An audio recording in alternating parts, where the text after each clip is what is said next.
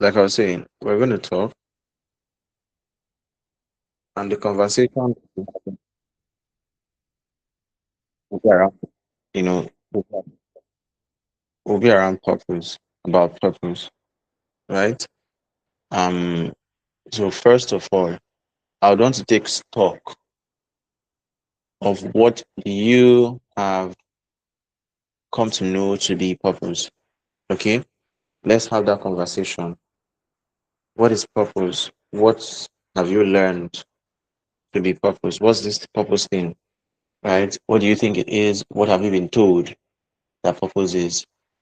Let's start from there. Okay. So anybody wants to say something, um, please go ahead.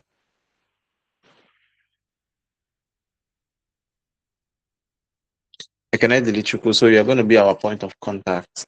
You're going to be our point of grace, point of anything, hmm, in Okay. this conversation. Yes. Yes, sir. What do you, I mean, what do you understand by purpose? What do you understand by purpose? What is purpose to you? Like, what have you come to know? It doesn't have to be wrong. It doesn't have to be anything. It doesn't have to be right. Just what do you think? What have you heard? Right? What have you been told? So you can tell me, first of all, what you think, and then secondly, what you've been told. Okay, what I know about purpose is the reason why you are existing. That's what I know about purpose. Reason why someone is existing. Reason why you were born. Hmm. Interesting. Interesting. Reason why you were born. Okay. So what have you been told that purpose is? That's what I said. The reason for why you are existing. That's what purpose is all about. But I've not really come to understand it very well. Hmm. Okay. Okay. So you've not come to understand it well. So now ask me a question about this that would help clear your understanding.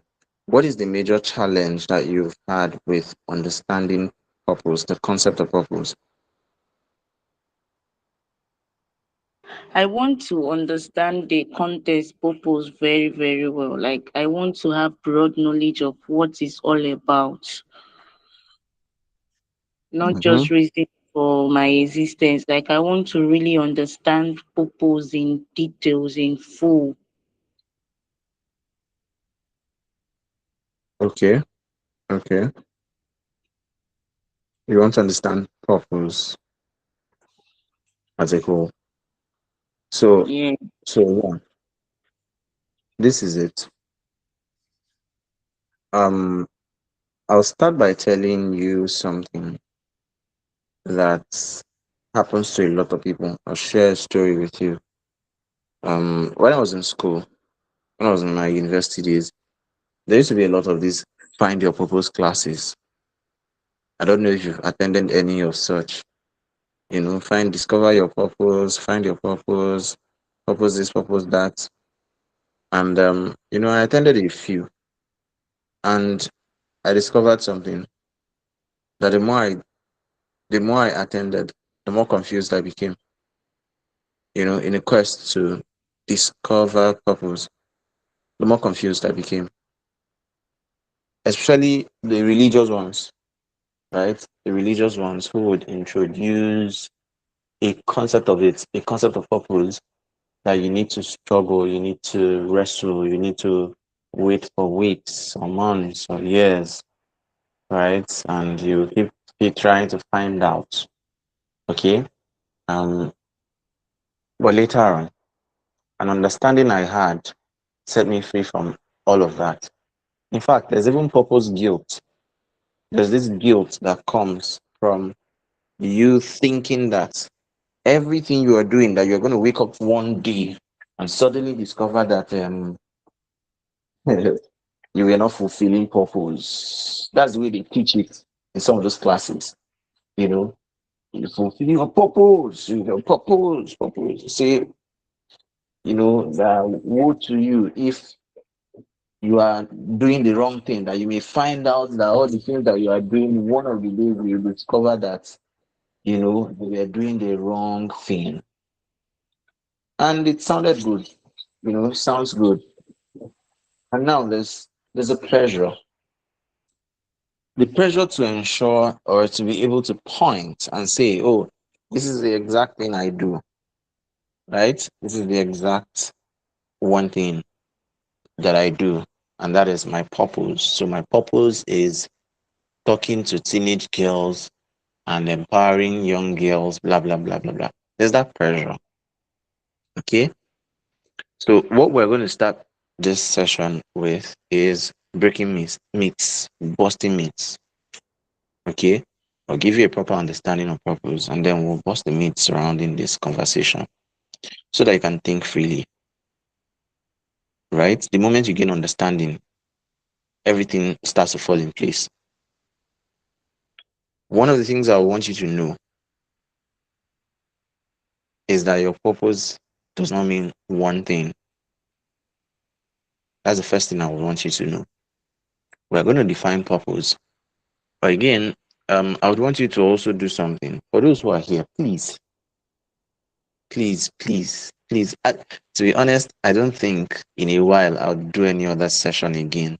I don't think. I'm not convinced. I don't think. I've tried. I've tried. My recordings of previous sessions, they're up there. I'm I'm genuinely tired. I'm genuinely tired. I prepared for this session. I prepared my mind for it all week, right? I prepared my mind for it. I was expecting, I just said, let me withdraw, let me not involve myself too much, right? I was expecting, better turnout. Yeah, so come on, like, I'm doing this for my own communities, right? For my communities, for my people, right? But sometimes you try and try and try, and it's like the people you're doing it for, they're not really interested, and it's the same. I'm like, this is a popular issue, right? So it's overwhelming. It's overwhelming. I'd rather just concentrate on my paid sessions, and those who can get in should get in. But I've tried. Um, People are not willing to commit to learning. When it's free, then what's the point? What's the point? Okay. But yeah, I acknowledge those who are here, those of you who are here. I acknowledge you. And I want to assure you that one of the reasons you actually stay to learn is not because you are confused, it's not because you are lost, it's not because you don't know much, right? But then there's a body of knowledge needed for every situation and every peculiar person. There's peculiarity with learning, and you are going to be in positions to also help other people, give other people clarity, coach and mentor others. You cannot manufacture knowledge except by divine revelation. But then a lot of the things you're going to share are things you have heard and learned and practiced. Okay? And I don't teach you what is ordinary. If you've followed me for a while, you will know. I don't teach just for teaching's sake, just to make noise or gather theory and point your head. No. I teach you what you can practice. Okay? So um you will need this knowledge, you will need this to guide others in the future. You will not be sounding like a broken radio. You will not be sounding like ChatGPT tomorrow. So tomorrow when somebody comes to tell you, I don't know how to, I'm trying struggling with finding purpose, you now start telling the person, just pick one thing. Or God has called you to fulfill one thing in life, go and find it. I agree. There can be peculiarities, right? But I've discovered a lot of people who say those stuff, they are also struggling. They don't know themselves too. They are struggling. I'm telling you from personal experience, from encounters, conversations I've had. Somebody is done teaching about purpose and clarity. After quoting and quoting and quoting, they'll now come out from there and you meet them and you ask them, okay, this thing that you said, nice, sounds all nice and good. So what's your own purpose? And the person will start muttering, starts, you know, person will start sounding like alarm clock that you turned the battery in the opposite direction. Okay. So you won't be like those people. Come on. You won't be like them.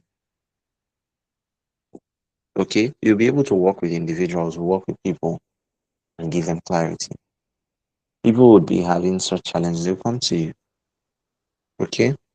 So I know some of you are already asking the questions in your heart. What am I really meant to do? Hmm? Am I in the right career? Maybe you're studying something in school and you're feeling like this is not wrong. I mean, this is not the right place. Maybe you're asking if you're wasting life and wasting time. Okay. And some of you feel very gifted but directionless. That's also another problem. Feel gifted. You know you are gifted. You know you have the ability to do multiple things. But then you end up as a scalar quantity, not a vector. You have magnitude or no direction. You have value, very valuable, but then you are torn in multiple directions.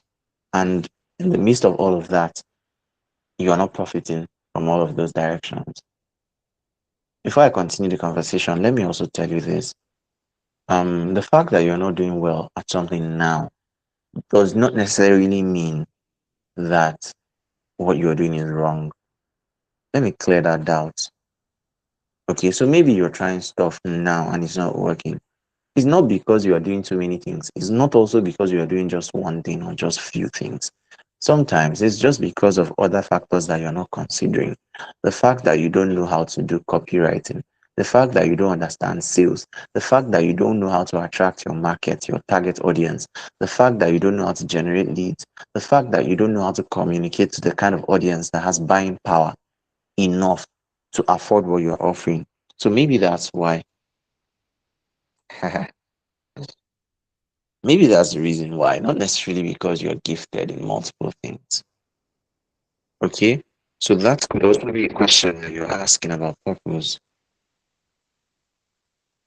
about yourself. Okay? You try new things, nothing seems to stick, and you jump from one opportunity to another. You jump graphic design, enter this one, enter that one, and at the end of the day, it's not working. For some, spiritual ones who pray and fast, God reveal my purpose, God reveal my purpose. I've seen people praying for God to reveal their purpose at 40. And you know the reason they are praying, God, help me discover my purpose. Let me find my purpose. Because you think it's missing. That's why. So they attend conferences, listen to all sorts of videos. But deep down, you know that, you're afraid that you're missing something. And somehow again, you look around and you feel unspecial. You don't feel special because it seems like every other person have discovered their purpose is remaining you. Hmm? So this is a dilemma a lot of people are experiencing. That's exactly what they're experiencing. Okay. So now let us talk about something. What is purpose? What is purpose? In the flyer, you saw something I put on the flyer. The biggest lie many people have believed is that purpose is hidden somewhere, waiting for you to come and find it. That's the biggest lie, first of all. Okay. So who say, oh, you need one dream or one encounter or whatever to discover purpose. Come on.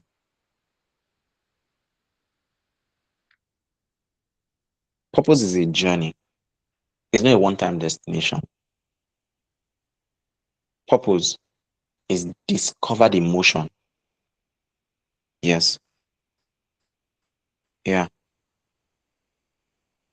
So instead of asking what's my purpose, you should rephrase that question by defining purpose. You should be asking what problem am I uniquely designed and equipped to solve? God has not created anybody and sent anybody empty handed.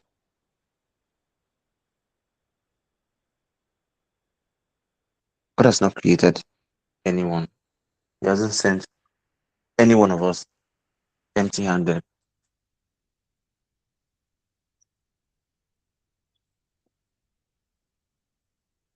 There's a lot of things that you already have that'll be of benefit to your world only if you allow yourself to explore. Okay? So purpose is not an occupation, it's not an occupation, it's not a job title. It is your contribution to the world that you live in, right? Let me give you practicals. Let me give you practicals. How you understand this purpose thing here is by using real life scenarios. When you go to the market to buy a bucket, I want you people to talk. Talk. So I'm going to open your mic. Tell me what a bucket is for. I mean, open your mic. Just open your mic and tell me. Mention one thing a bucket is for. I mean, just tell me if you're going to buy a bucket now, a bucket. Why? Why would you be buying a bucket? If I'm selling a bucket and you want to buy from me, why do you need it now? Tell me. Open your mic. Open it. Sir, Yeah, tell me. um, to fetch water, wash clothes, and many other things.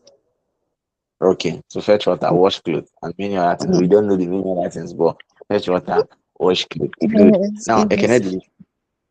Ekene Dilichukwu. To bait. We use it to bait. Good. Bits. Joy.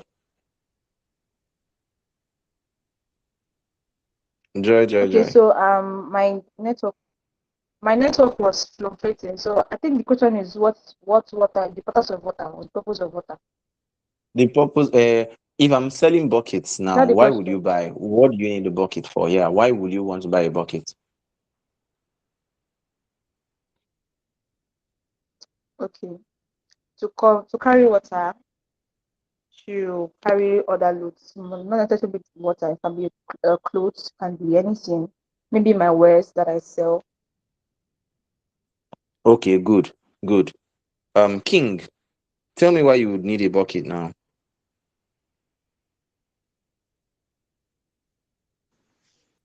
Hello, I need a bucket Hello. place to bath myself and to do other Okay, domestic in my life. okay, good, good. Blessing, blessing, quickly, please. Blessing. Yes, sir. Good evening, sir. Good evening. So, bucket, I'll use it for fishing water or for having my bath. Having your bath. Good. Temitayo. Yes.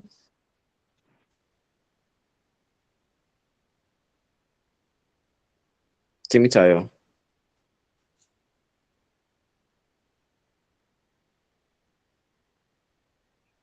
Abraham. Temitayo. Abraham Salt. Utumobon. William. Chidima. Can we take one more person? Why would you need a bucket now? Please fast so that we can go ahead.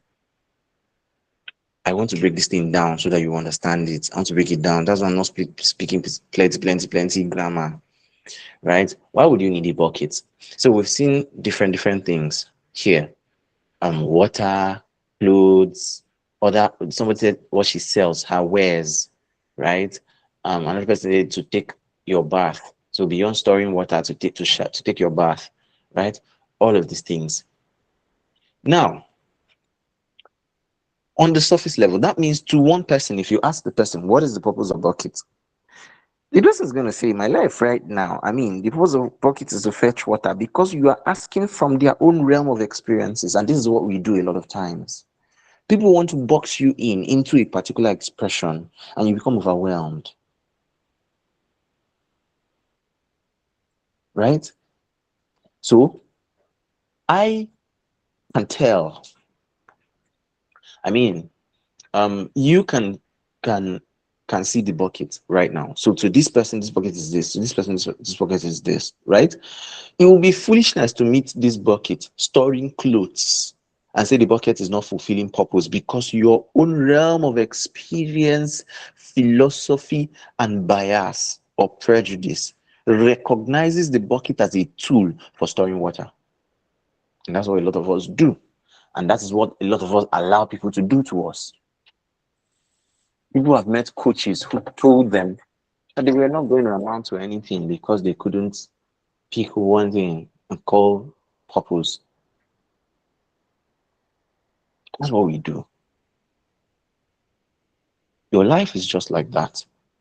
In a season, you may be bucket for storing water. Now, watch what happens. Somebody may go and buy the bucket of water, the bucket to store water, and then realizes that, oh, this bucket is so clean. I want to use it in my kitchen. So puts it to the kitchen, uses it to wash plates, right? And store clean water.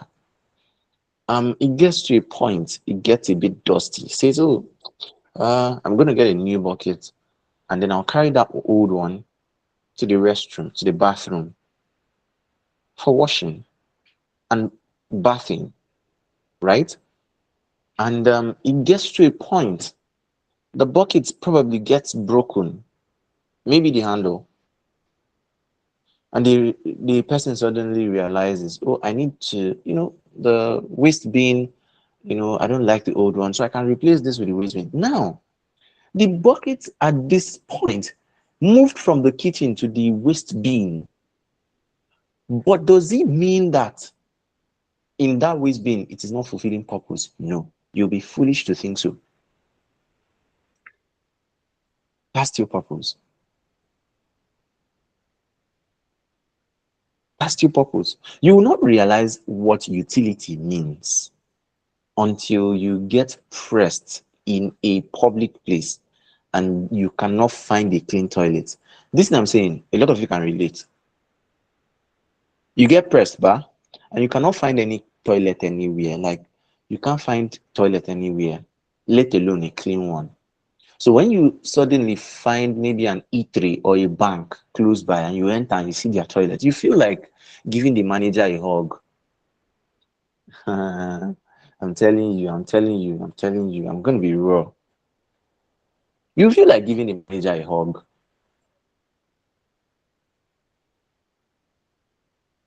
Okay?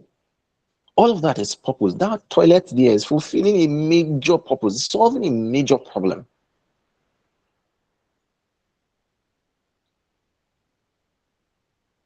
So, at different stages in your life, it could mean different things. But the bucket is what? Just bucket, an object. That is what you are. Your purpose is defined by utility. Think about it. What does the word purpose mean? That word purpose did not appear in the Bible. Sorry to my believing family. Hmm? Sorry to my Christian friends and family. The word purpose is not a Christian root word, it's not a Greek or Hebrew. Hmm? If you are going to see it, you will see things like, oh, this person proposed in his heart. Joseph proposed in his heart that he will not defy his Lord. Hmm? The purpose for which whatever happened. But purpose, the way we use it today to scare people, it does not exist in the Bible. If you see it, come and tell me.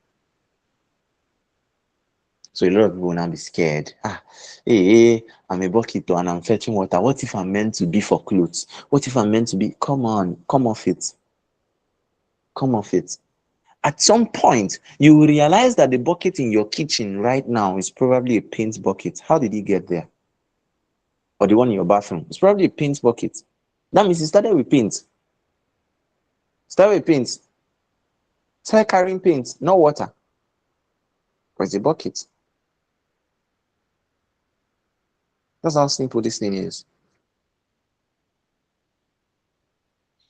So, how do you find this thing? How do you uncover it? So, I would rather say uncover than discover.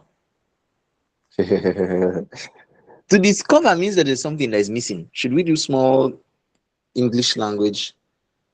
Let's do small English language. Let me ask Claude, what does discover mean?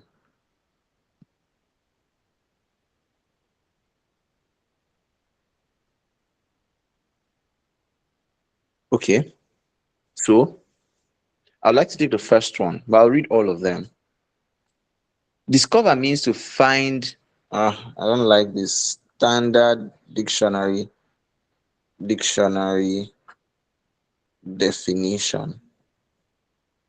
So, to discover means to find something or someone unexpectedly in the course of a search. Huh? Two, to become aware of a fact or a situation. And three, to be the first to find or observe a place, substance, or scientific fact. That's discover. It means that if you're going to discover something, it means that that thing was somehow hidden, it was lost, and you discovered it. You are the first to go and discover. But then this is something that you are manifesting every day. You are already living in purpose, but you don't know. When you come out of your house and you smile to somebody and say good morning and offer a handshake and they smile back, my goodness, that's purpose.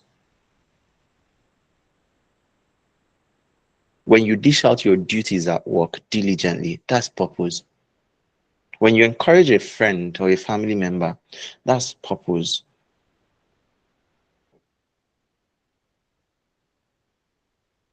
So I'd rather say that you are uncovering.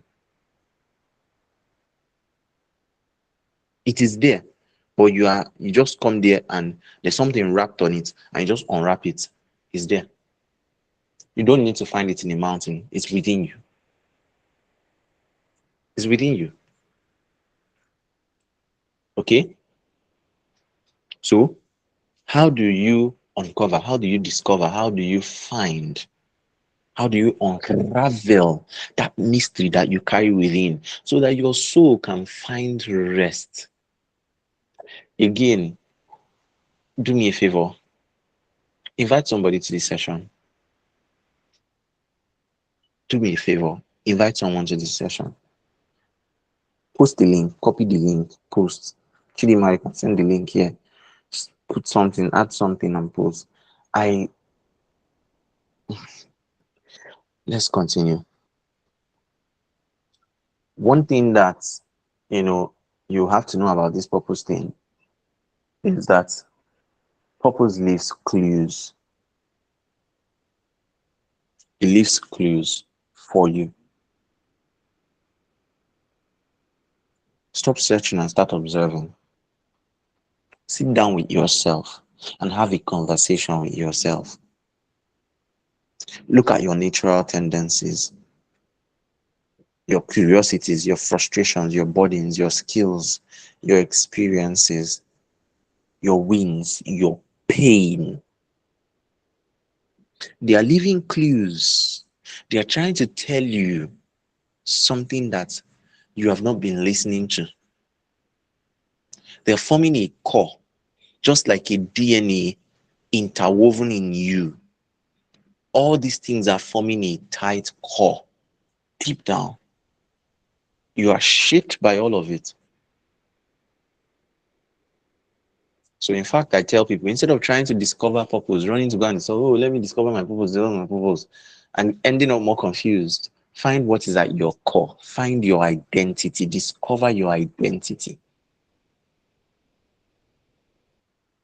Purpose is a journey. It is hydra-headed. It has many different heads. To your son, as a father, you are exhibiting, you are administering purpose. To your wife as a husband, you are administering purpose. To your husband as a wife, you are administering purpose.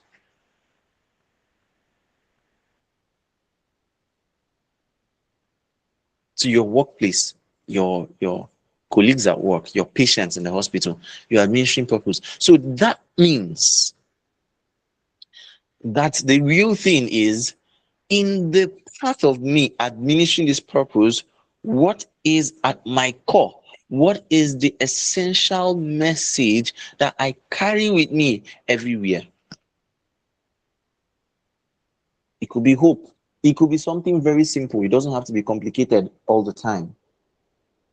It could be a central theme around your life. Hope. Hope.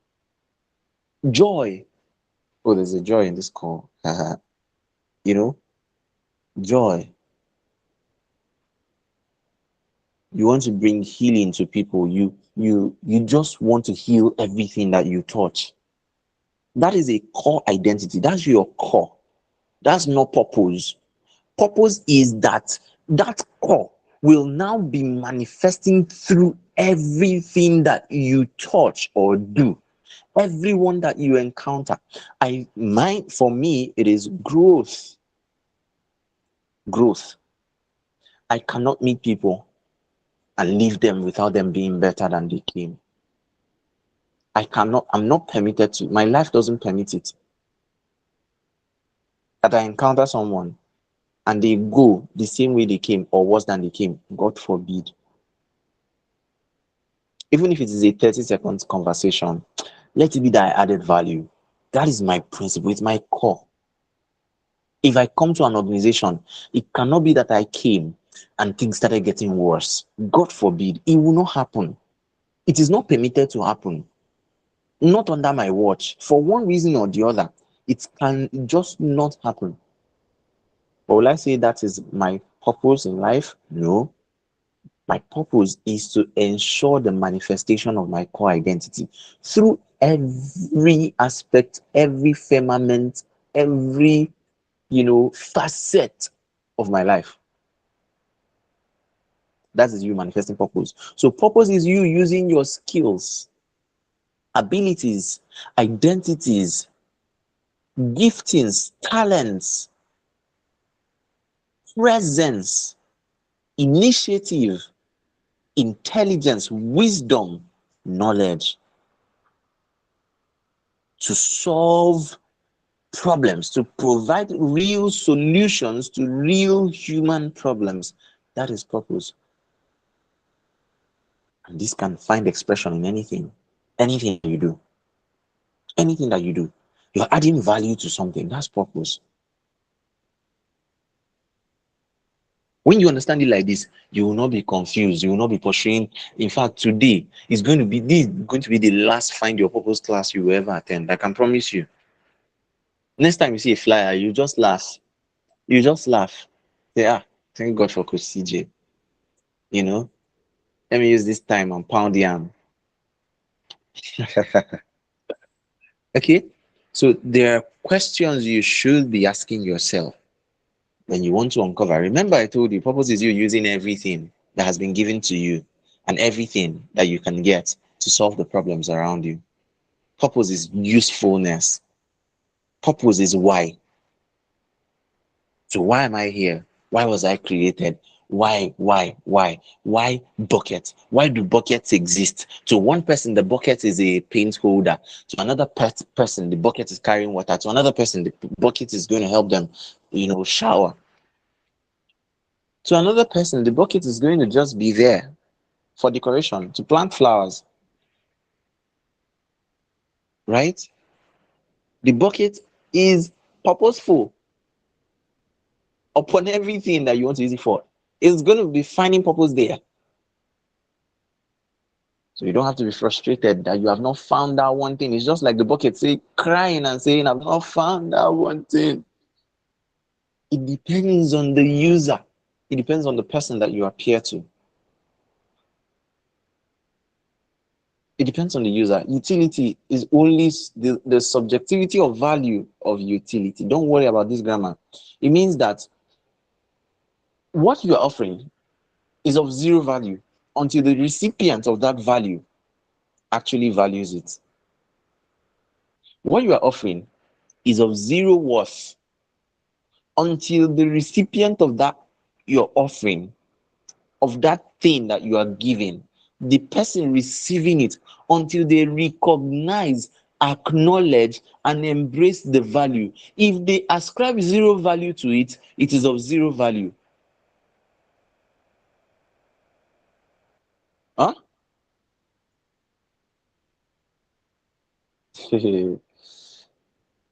let me see. There are countries you will go to and start a power bank business. You will not sell it. You will not make 1 naira. Why? Because the people there don't even understand what you should be doing with it. They will arrest you because they have like 247. They don't understand what power bank is. They will think it's an explosive.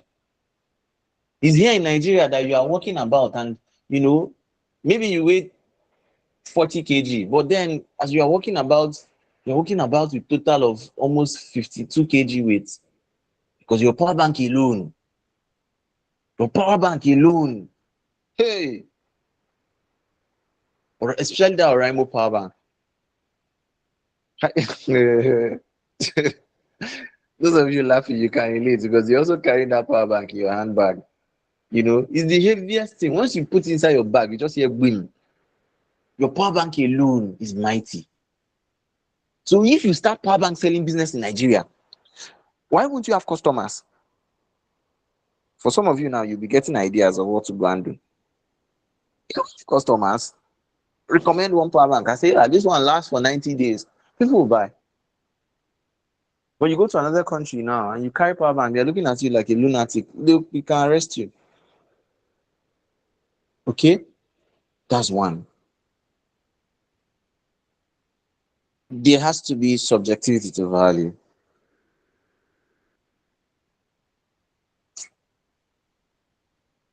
So to a young person, you may mean a different thing. To a mother, you may mean a different thing. To an older person, you mean a different thing. To a salesperson, you may mean a different thing. And that is completely fine. It's okay to streamline part-time because the bucket of water may not hold water and paint at the same time. And that is fine.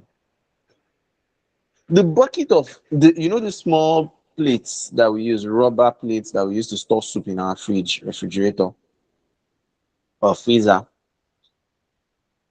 Some people will say, oh, okay, so you cannot do, since I said you cannot store water and paint, that means you cannot do two things at the same time. It's a lie, because you can use the water and wash. Immediately you are done washing, you use the same bucket and rinse. Those are two different things done under a few minutes. And when you are done, you now use that and take your bath. I know that's what all of us do. Me too, I do it. You rinse the bucket and use that and take your bath and shower and go to work. Same bucket. That plate that we used to store food in our freezer, soup. Say you put garri inside, you still put water, you still put milk, you still put groundnuts and small sugar. Why is he carrying all of them? You should have used one for garri, then use one for water, then come on now. This is life for you. Start easy. So what are the questions you should be asking?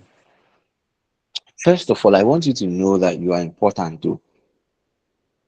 You may not feel so special. You may not feel like you have what others have.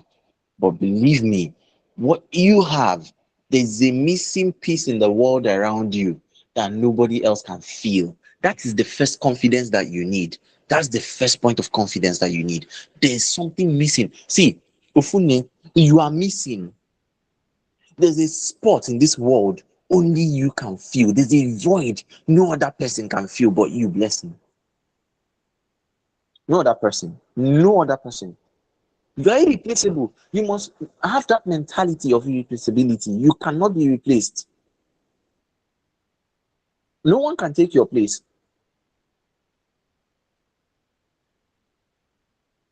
You are irreplaceable.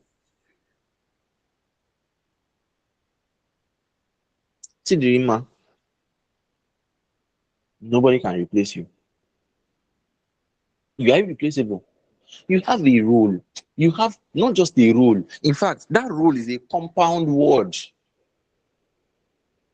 Your existence carries a lot of weight that nobody can do what you do the way you do it. Nobody can position as you and execute what you can execute.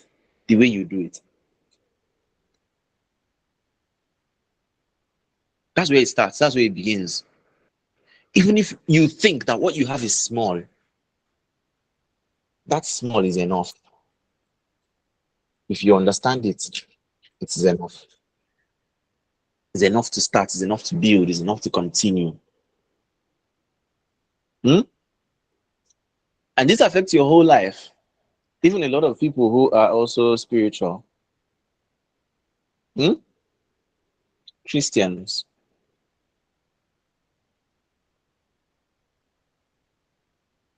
you look around and it's like every other person is manifesting a certain kind of spiritual gift. Hmm? People are raising the dead and healing the sick and casting out devils and speaking in tongues. You see power move and people will fall and break chair. And then you're looking around and it seems you are the ordinary one. And you're asking yourself, in the world, in the secular world, I'm not so special. I'm not a first class graduate. I am not this. I am not that. I don't have this. I'm not special. And inside church, I'm still the one that everybody is praying for, and I still cannot. I mean, I'm not praying in tongues. I'm not doing this. I'm not doing that. It doesn't look like anything special.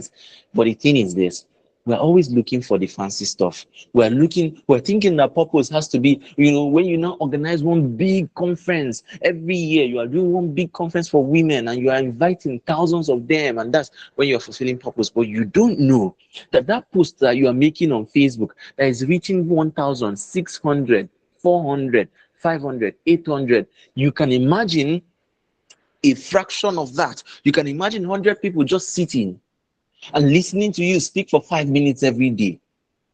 And they read. And they just read. Whether they react or not, whether they like or not, do you know how much impact you are making in your world? But because it doesn't look so fancy and special, you want to be on NTA, you want to be on, Al Jazeera or Channels TV. Come on. You forget the power of the little things. That in the midst of that, your church, your brethren, people come to you for counsel to seek advice. And it seems like when you advise people, they go and do what you said and it works. You don't know that you are functioning by divine insight. It is spiritual intelligence. It is higher intelligence. It is word of wisdom or word of knowledge that you are operating in. But you don't know because you are looking for the fancy stuff.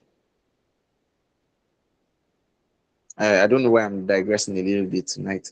But I hope that, it's getting to the right ears. So a Carry lot of on, people yeah. end up, Carry on. yeah. Carry on. We're getting you. Okay. Thank you. Thank you, sir. So, like I was saying, a lot of people end up feeling so unspecial, feeling like there's something left out. Just, I'm not complete. I'm not. You are complete. You are. So, questions that you should ask yourself to help you uncover this thing that we're talking about. Number one is personality. Who are you naturally? What are your natural inclinations? What are your natural propensities, predispositions? There are things you cannot do. There are things you just cannot do. You can't fit into some things. Not because they are bad, but you don't want to do. This is not my thing. These are things you should be taking note of. Passion, what energizes you? It's just something that burns, that pushes you. Push is the word. Passion. It's not always positive passion. When we talk about passion, it's positive and negative energy. It's not always the positive one. So people always talk about, oh, I just feel like doing this. I want to take over the world. I want to do this. Da, da, da. Sometimes that's not the reason. Sometimes the passion is a product of pain. The passion that you have for something that you do is because of something that you have experienced that you don't want another person to experience. So it keeps you awake to do it. And people see you with so much zeal and energy and they think you're just excited. You love it. No, you don't love it. I'm not here talking, no. I'm not here talking just because I want to talk, just because I love to talk. Normally, the way it's doing me, if I come in and I see less than 30 people on a call, I just feel like ending it. Let me just end the call and then maybe drop them a note and postpone it and I'll probably not do it again. I'll not post the class again, right? Because I mean, I used to have the time and the energy to. I mean, my sessions, I have hundreds and thousands of people.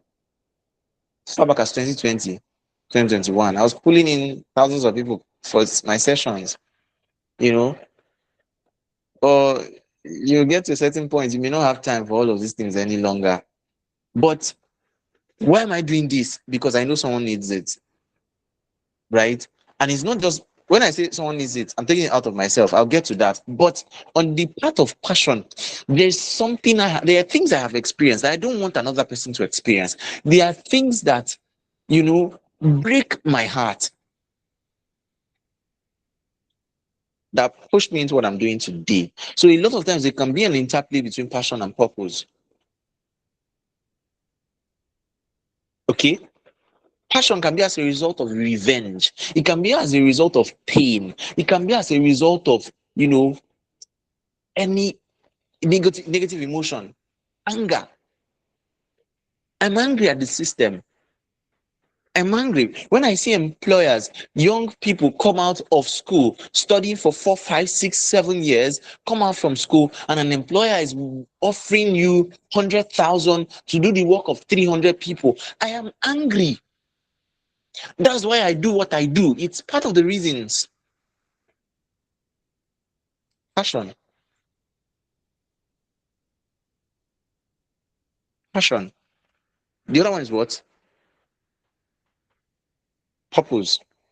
Under passion, you have to ask yourself, what keeps me up at night? What keeps me up at night? What can I do for long? And I will not feel hungry. I will not feel tired. For me, it's teaching. Actually, I enjoy teaching. I won't lie. I enjoy teaching and talking. I'm not enjoying this particular one I'm doing this night. I'm not enjoying it. I'm not. I'm not. In fact, it's painful. But then I love to teach. I love to speak. I love to talk. So I talk. What energizes you? I can talk for hours. I can talk for 10 hours. If you allow me, I can talk for 6 hours straight. I can teach, speak. The next one is purpose. What impact keeps calling you? Right? What is that thing that every time you see it, it troubles you deep down in your heart? It is not for you. It is not because of you. In fact, something happened today in the market. I went to the market and, you know, one young boy came beside me and was tagging my clothing, was pulling my clothes and telling me, "Sir, I sell this." I say he was advertising his matches and all these matches, hairbrush, all those things they carry in their box. And I looked at him. This boy is barely 6 years old. I was disgruntled. I was unsettled. I was just looking at him, hustling, struggling, and tears started rolling down my cheeks. I controlled it. I, wiped it off. I had to just quickly just give him some money and tell him to go. Because the more he was staying there, I mean, the more it was breaking my heart. I know that. Let me tell you this. I'll dwell on this a little bit. This purpose now, is now on the angle of calling, is now on the angle of a deeper thing. When you associate it with that depth, it's easier for you to see reasons to actually journey. People are suffering because you have not risen. People are going through hell because you have not arrived. Because you have abandoned your place of assignment. Because you are careless with your life. People are suffering. Oh, my people perish for lack of knowledge. That knowledge could be the knowledge that you refuse to share. About business, about life, about career, about relationship. Look at how people are dying around. Look at how people are wasting their lives. Look at how young people are misled, confused, battered. when you listen to stories, when you hear stories of all of these things that happened, oh, this person went to this person's house and they raped her, and this one happened. This guy, did this to this lady, and this one. Beyond trend, instead of taking sides foolishly, instead of taking sides foolishly, say, oh, men are this, men are that's not the, that's sub-zero intelligence to just come and start shouting men are this, women are that. That's not the purpose at all. The thing is, you as a being with superior intelligence, you are meant to sit down and analyze the situation and find out. Sometimes the problem is not men, the problem is not women, the problem is you, because you have failed to arise, you have failed to position. The moment you arise, the moment you wake up and you speak up, and if you decide, oh, I'm going to take 10 young ladies and mentor, those 10 young ladies, among them, there would have been someone whose destiny would have been maimed, whose destiny would have been destroyed by a very terrible mistake. And because you cautioned her, say, don't try it. Say, oh, this man said I should come over. I say, oh, I don't have money to give you, but let's shall pray. Let's do something. Let me see if I can link you up with a job offer or something. But you will not end up in the wrong hands. God forbid that someone under my counsel, under my umbrella of wisdom, under my mentorship will make such horrible mistakes under my watch. God forbid. Are you getting it now? That whenever you come out and you look around and you see the small children, tears start coming. In the realm of your purpose, people don't see what you see. And even when they see what you see, they don't see what you see the way you see it. You see young children, small children hawking, and you are troubled, and you tell your neighbor, I'm so sad that these children are hawking. And the person looks at you and says, after all, they should do it now. Life is not easy. They are saying that because they don't see what you see. They don't see the fact that at night, you are still thinking that these children are out there. Probably they don't have a place to stay. They're going to stay under the bridge. The weather is cold. They are exposed to all manner of evil. They are exposed to wicked people. They are exposed to dangerous animals, scorpions, snakes. They are exposed to all of these things. But tomorrow, they're going to get up and move again, hustling for daily bread. So they don't see what you see. They're wondering why you are too zealous, why you're too serious, why life is not that hard now. Life is not that serious. Life is serious. But they don't know. They don't know. I look at the education system in Nigeria and I weep. I'm so concerned.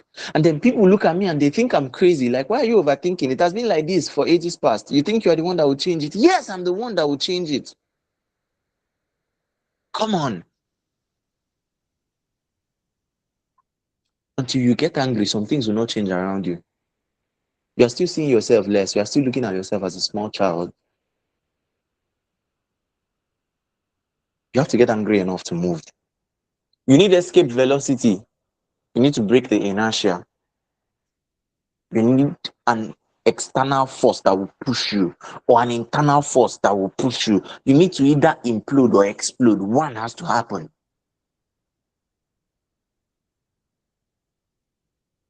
The problem is that a lot of the time you look around and you check all the things that you think is calling you from the inside, and they look big. So instead of you actually trying to follow through, you abandon it because it looks too big. It looks too big. It looks too mighty. It looks too heavy. It looks expensive. Oh, I want to gather people. I want to raise teachers in Nigeria. But I would need a building, I would need a this, I would need a that. You calculate all the costs in your head, and it's like maybe like 10 million naira. And you tell yourself, I beg, I beg, I beg. This is daydreaming. Let me rest. No, it's not daydreaming. Sometimes that big dream in your head, summarize it and start it small. Start that academy as a WhatsApp group, as a Telegram community, as a Facebook group. That church, start it as a WhatsApp prayer circle.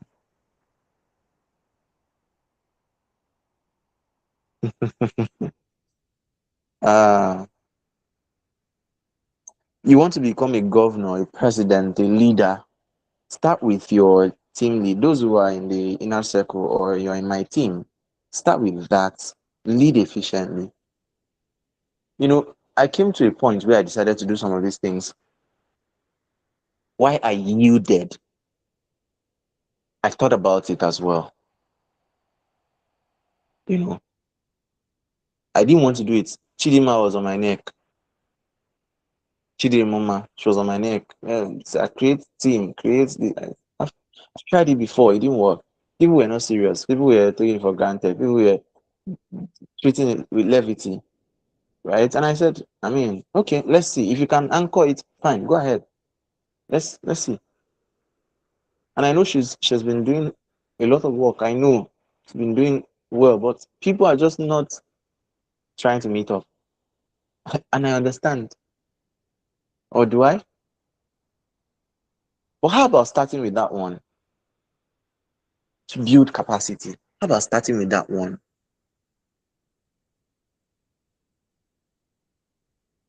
That looks small, where your mistakes can be corrected on a lower scale. You're not making the mistake on a global level. You're not making a global mistake. You're not making a mistake on national TV. It can be corrected inside one WhatsApp group. Why not start from there? Sometimes we are too greedy for results. We want to jump protocol. We want to move from primary 1 to SS3.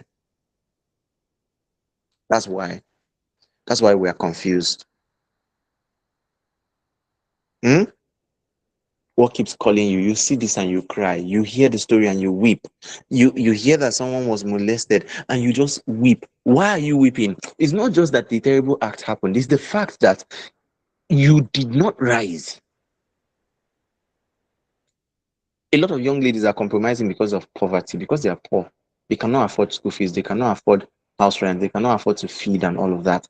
And sometimes they have told you. It's not that they did not tell you. They came to you to ask you for help. But because you too, you are poor, you are struggling. And maybe you thought that the only help you could render was money. And you withdrew into your shell. And tomorrow you hear, oh, this person made this mistake.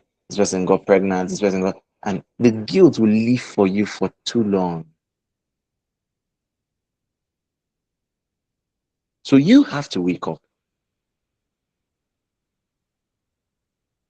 Number 4 is pain. Ask yourself, what burden wouldn't leave you alone? Pain that you've probably experienced in the past, and you don't want any other person to experience it. Pain can be a pointer to purpose and destiny. Pain. What's that? Were you molested as a child? Are you a victim of a broken home? You don't know your father, or your father and your mother, they are not together. Or you are witnessing the dynamics in the family, and it's just not it. Your friends come and tell you nice stories about their families, but you cannot relate with any of that. And you feel so broken and lost. Or in the middle of all of that, instead of you deciding that this pain is going to break you, that this pain is going to be the end of you, that this pain is going to turn you into a monster or a beast, you decide that, oh, this pain is going to make the best of me. This ends with me. This ends with me. I'm going to share from my story. I'm going to share from my experience. I'm going to help others heal. Sometimes it may be illness, sickness. Sometimes it may be ongoing pain. Ongoing pain. It's not just that you have dealt with it. No, God has different ways of working through us and in us. Sometimes it's ongoing pain, but you can still encourage somebody. You can, some of the best encouragers that we have in the clinic. I am a physiotherapist. Some of the best encouragers are actually stroke patients, encouraging other stroke patients to say, oh, when I came in, my hand was not moving, but now look at where my hand can get to, and we are still working, we are still going forward. So just believe the process, trust the process, continue, don't get tired, and then the person picks up strength. This is still pain, witnessing to pain.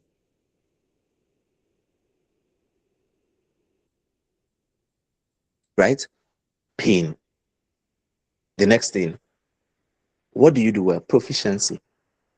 What do you do well? What do people tell you that you do well? Stop doing false humility. People tell you that you speak well, and instead of you acknowledging it and working on your public speaking skills, you just say, "Oh, no, nah, it's not true. It's not true. You are whining me. Come off it.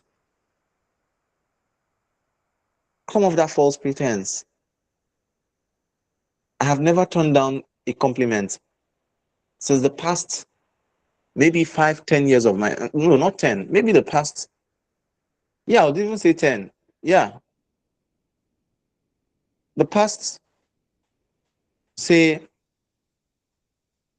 8 years of my life. I don't think I've ever turned down a compliment. Somebody telling me, "Oh, Chijoke, you speak well." And I'll be like, "Oh no, you're whining me." No, if I want to play, I'll play with you. I'll do that as play.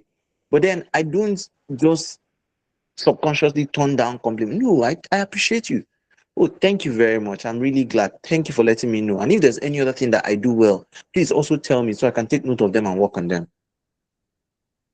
Some of you, your millions are hidden in the compliments that you reject. Somebody tells you that you speak well or that you write well, they like your write up, and you say, everybody can write. Nah, I did not even learn writing. Nobody asked you. You have already started shalaying. Nobody asked you. But you've already started talking a lot of things. You've already started talking and talking and talking. Oh, I don't know. I don't think, I'm just, or somebody compliments your dress. Oh, you dress well. And instead of acknowledging and embodying that and thinking of what you can make of it, you start doing, it's not as if I'm not okay. Let's thank God. It's God. You know, it's God. We thank God. Sometimes you use God to just masquerade your insecurities, masquerade your lack of self-esteem. God, in no place in scripture, commanded us not to acknowledge compliments or take compliments. Zero. You tell somebody, "Oh, you are looking good today." Simple thank you. We thank God. God just, I'm not saying you should not thank your God, but sometimes let it not be that it's because you are not confident in yourself that you're trying to just push blame, just push everything. Acknowledge God in all your ways, or in all your doings, in all your everything. But when somebody tells you you speak well, don't filter it. Don't just stick it by the side. We thank God. I never even, people in my family, that's how we talk. No, that would make sense. Proficiency. What can you do really well? Do you know how to speak well, dress well, coordinate people, lead teams? What do you know how to do well? That's one of the pointers to purpose, one of the pointers to clarity, one of the pointers to your destiny. The next one is what? Profession. What field gives expression to what you love to do or what you want to do? Now, what are the things that you can do and get paid for? What are services you can render at a professional scale?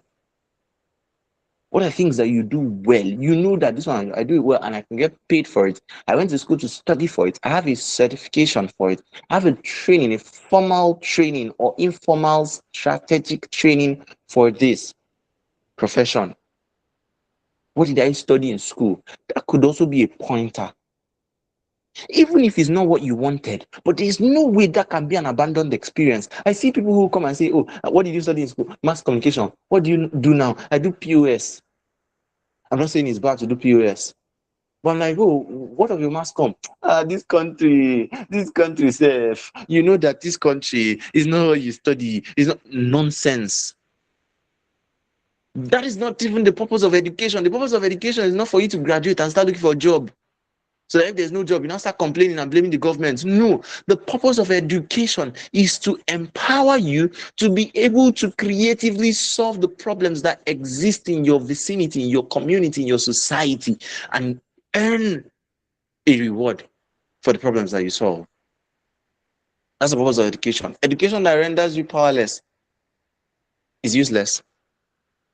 Education that doesn't come with power and options is useless. Education that makes you a peasant beggar is useless. So, can you look at what you studied, what you have studied, where you found yourself, the kind of training you had? You did a salesman training or something, you sold akara for your mother in the village one time. That is an experience, that is profession. What can you make out of it? So, as I'm saying all of this, you are pinning everything down. You are pinning down, you are looking at this, you are analyzing. Number 7 is what? Preparedness. Where will you go? How far do you have to go? Have you counted the cost? Oh, this thing I say I want to do. What's the requirement? You see, this thing I'm doing right now, right? In the name of mentorship, coaching, mentorship, training, all of that. Count the cost too. Ask yourself, in the past 6 months, where have I been investing my time? Where have I been investing my time, my energy, my money? Where have I been investing? That will attribute something. That will point something to you. So, are you buying books that will prepare you for something? Look at the past 5 books you bought. What genres? What were the titles of those books? They tell you something about where you are going. If you have been reading romance, sorry for you. You are preparing to work in Telemundo. Sorry for you. That's what you have been reading: romance novels and soap operas. Yeah, just be ready. Forget mentorship, forget all this one, forget coaching and public speaker, writer, author, nation builder. Forget it. If the last 5 books you bought are romance novels, just prepare. Next week, carry yourself straight to India. Telemundo is your calling. Go there and start acting it. You want to make impact and you are busy every day. You are reading romance novels. If you don't have money to go to India, off to Sapele, you are gone. You're reading and smiling, and you don't think that's how life is. When you come out small, they show you pepper, you run back again and continue reading. You finish, you come back, you decide to try, they show you another pepper because you are lost. Because you are thinking that, oh, life is just bed of road. I mean, you see somebody, butterflies in your tummy, butterflies everywhere, butterflies in your eyes. By the time you come out, meet one toxic human being that is giving you every vibe that you are meeting in your romance novels. And one day it tells you to shut up, and you feel your eyes just start turning. Shut up and sit down. Don't talk when I'm talking. Your eyes just start turning, start getting dizzy. After all the investment of your, don't worry. This time, I'll do a very special session. One day we'll do a special session. We'll talk about this one. Yeah. But let me. I know you will enjoy this one, but let me skip. Let's go to the next one. So, preparedness.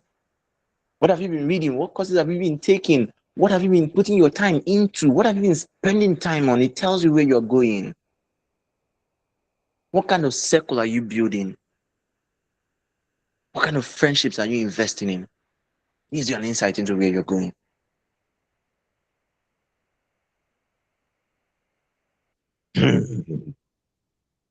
People and platforms is the next one, number 8. Actually 8 and 9, but let me call it number 8 together. Right? Who needs what you carry? Who needs what you are offering? Who needs it? Where are they?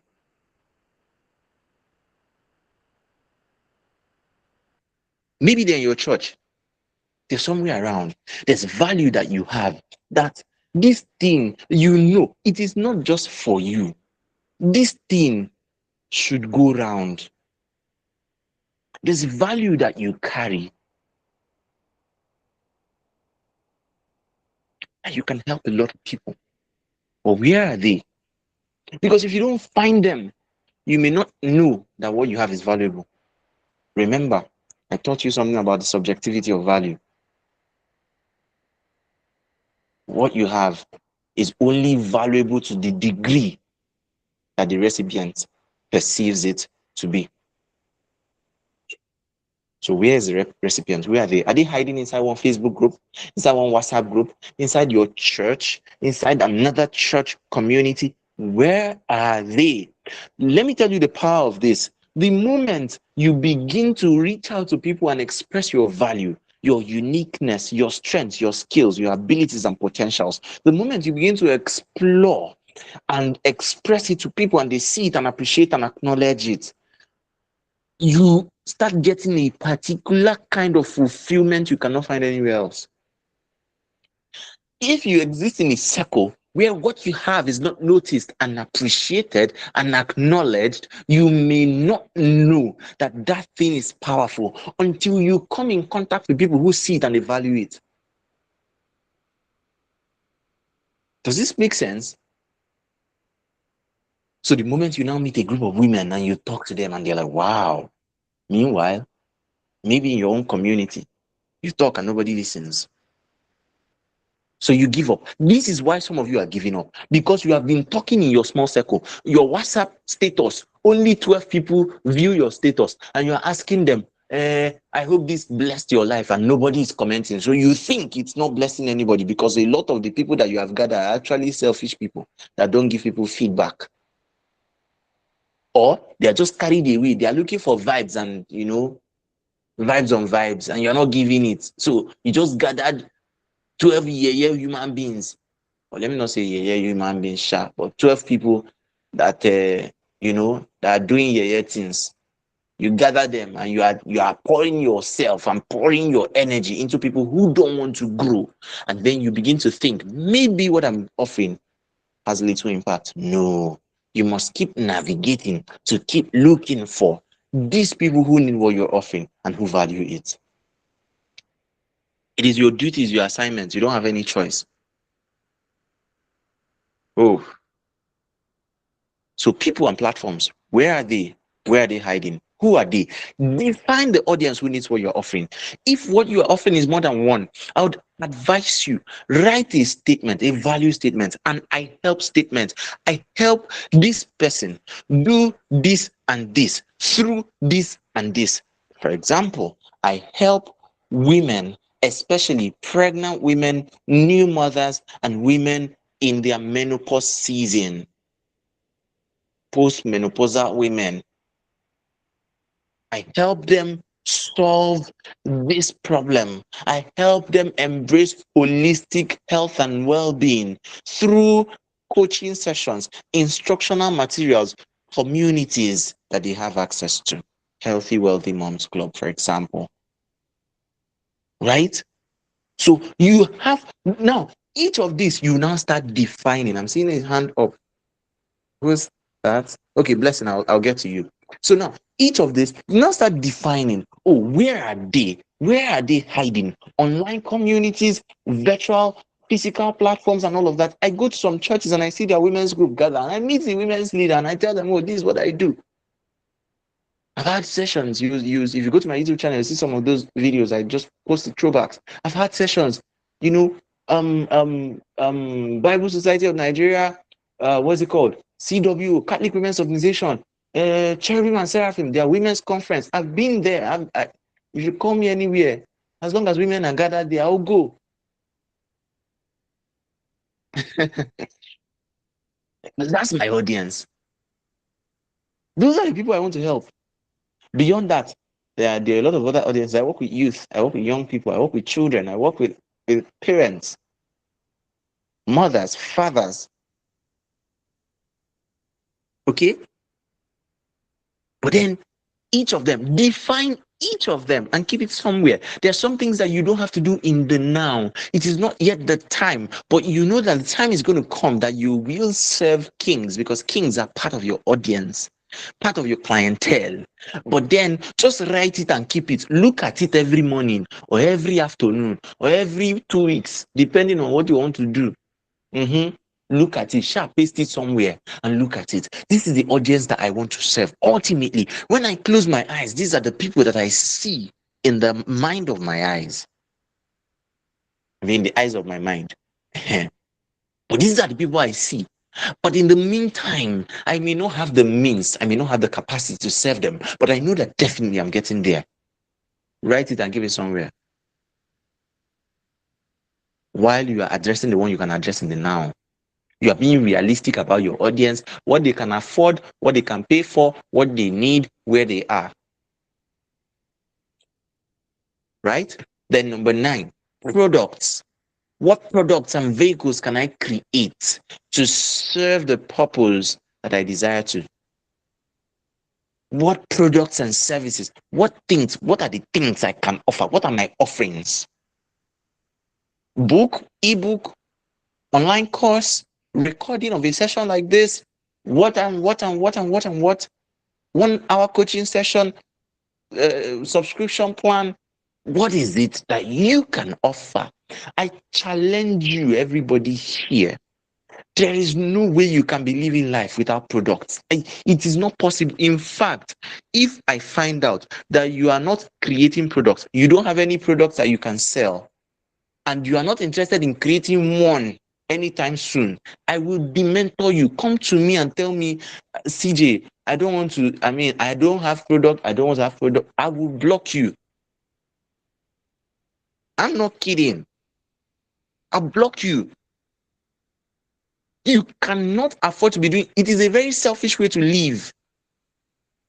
You have a lot of things in your head. You have a lot of experiences you've acquired, and you cannot create a product. You can't create something. There's nothing you are building, not an application, not a business, not a service, not a skill you can render that you can live with people, that people can come and say, okay, I can hold on to this. That's a crime. It's a sin against humanity. It doesn't have to be perfect though. Even if it's just one ebook that you manage of 10 pages, please just have it. One course that you recorded somewhere, something you recorded, something of your own. Keep it somewhere. People go to my YouTube channel. I go to my YouTube channel and I see like 45,000 total views and all. And I'm like, okay. I know I'm not posting jokes, I'm not posting comedy, I'm not posting VDM and brain jota on my so it means that 45,000 people are probably come across what I'm doing, and maybe out of that 45,000, let me be modest and say maybe 3,000 paid attention. Let me just be modest and say, oh, maybe out of all the numbers, 3,000 paid attention. No wahala. That's product. Something must be speaking for you, even when you are not there, even when you are gone. And the next one that you have to consider, I don't know why I put it last. I should have put this one first. Okay, let me not say first, sure. But the number 10, number 10, yeah. Profit. How can purpose become sustainable? How can what you want to do become sustainable? Profit is an important conversation that we must have. Anything that you're trying to grow into, you must ask yourself, where's the money here? Where's the money? Do you see yourself making money from this? If you don't, consult people, consult experts, consult mentors, and ask, do you think this thing can make money? If you see zero possibility of making money from anything, which I don't believe there's anything you cannot make money from. I don't believe. There's always a way. But then if you look at yourself, look at your environment, look at your audience, look at your pocket, look at what you can do, look at your family background, look at where you are, look at what you're allowed to do and all of that, your religious inclination, and you discover that, oh, this one is a no-no. There's no point. If you meet me now and tell me to start selling, what is it called? Okay, take for instance, me like this. You tell me to start selling bomb shots. I'm a Christian, I'm a believer, I'm a Christian. And I can still sell the bomb shots too. But this is going to be my messaging. That you should, only married women should wear it in their husband's house. But don't wear it outside. I've started introducing morality. You can't insult what I go collect first. Only married women should wear it in their husband's house. Don't wear it outside. That one no concern anybody. What will now be trending is a young Nigerian Christian dragged online for selling bomb shots. Linda AKG blog. And he hold me. He hold, now that I'm ministry, I'm a youth church minister. I'll start trending everywhere. So there are just some things that you may not be able to do for profit, and that's fine. So you have to decide, this one that I want to do, what is the profitability of it? What is the promise of sustainability here? That if I go into this thing, that I can get some money from, I can get money from it. Passion without profit can be poisonous sometimes. You don't want to end up as a broke influencer. You have influence, you have impact, purpose, and all of that. Shishi, you don't have. You don't have money. You end up frustrated. It's painful. Because a lot of people are going to be coming to you for help. At some point, it affected my own mental health.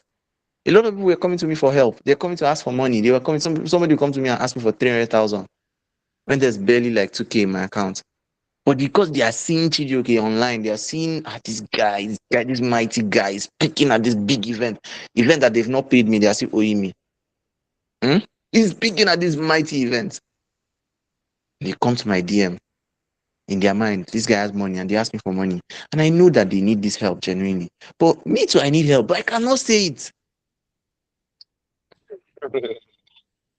Ah, ah.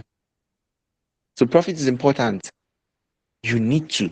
It's not bad. It's not a sin to have money. It's not a crime to have money. It's not a crime. You are having the money primarily not for yourself, not so you can spend it on your own. Was it? I'm trying to remember the scripture. You ask and you do not have. I think this should be Matthew, because you ask amiss to spend it on your own loss.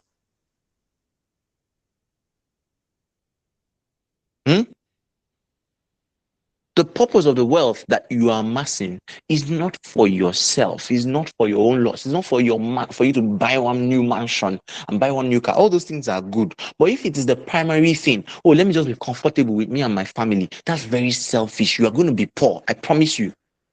If you are not attaching the purpose of your wealth, of your profit generation, of your profit pursuit, if you're not attaching it to people outside of you, if you're not attaching it to a larger perimeter, a larger circumference, a larger body of people, if you're not attaching it to burdens that you carry beyond yourself, beyond your belly and your pocket and your small family, your small nuclear family, that's selfish. You will end up poor. I promise you.